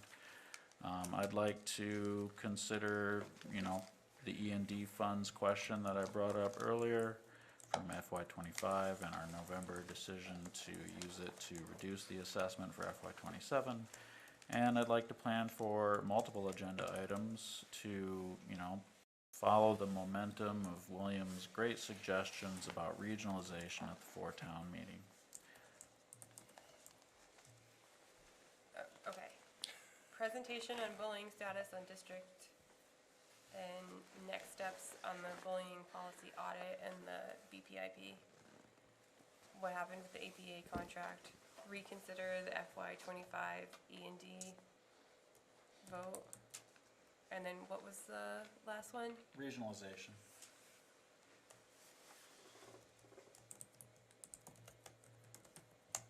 William. Strategic plan update. Tim said something about it. I would like that to be on the meeting. Also, just echoing the bullying BREM update, as Tim mentioned. The other one would be review of district legal counsel structure. So identifying our current counsel, who they are, areas of responsibility if there's more than one, because I think there's more than one. And then contract terms and cost. The current, Of the, So- of the legal. So Current review of our district- district legal counsel structure. So identification of who our current counsel is. If there's more than one, what's their area of responsibility? Contract terms and cost. And as policy chair, one of my questions would be, I think we have two, and I think one does kid issues and one does adult issues. But when I take policy questions to council, it only always goes to the same one. So clarification as to if we do have two different councils that do, one does kid and one does adult, why do we not send policy to separate ones? I don't know. So that's just a future agenda item. okay. Was it Bridget? I just concur with bullying updates. I'd like to know more about that, but I do think it's coming up at policy as well, so I think there might be some coordination there. And then the second thing is, it seems like we should probably have like a more formalized discussion with some options about capital and what, if anything, we could do, you know, as a discussion to take opportunity of free cash, but also thinking about, honestly, it seems like we need to think about the calendar for next year, almost like, because we're already missing opportunities as we go. Deb? I would like to see an organizational chart. It does not need to be an agenda item. It could be just informational. Okay. And I think we need to discuss the role, excuse me, of the FSS in terms of working with the representatives from the 4 towns and how that relates to the charge. And we will have had one meeting then. So I think that would be the opportunity to decide steps forward for the committee, the conversation, regionalization, because I don't think those fit within the existing charge of the FSS. Okay. I feel like there was another hand that happened. Anna? So I understand that busing isn't really under our purview, but I feel like there have been enough late buses consistently that it is under our purview to say, why are students consistently being delivered late to school? And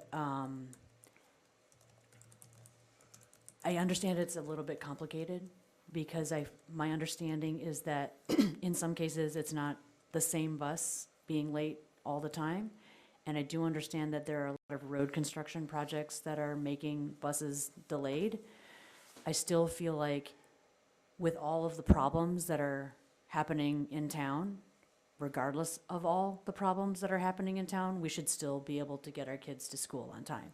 And so if we can't, then we have to figure out why we can't do that and figure out what we could do to improve timeliness of arrival of students. Okay, thank you. Anything further? Okay. I'm gonna move we adjourn. Second. All those in favor of adjourning? Excellent. Thank you all. Thank you. Thank you.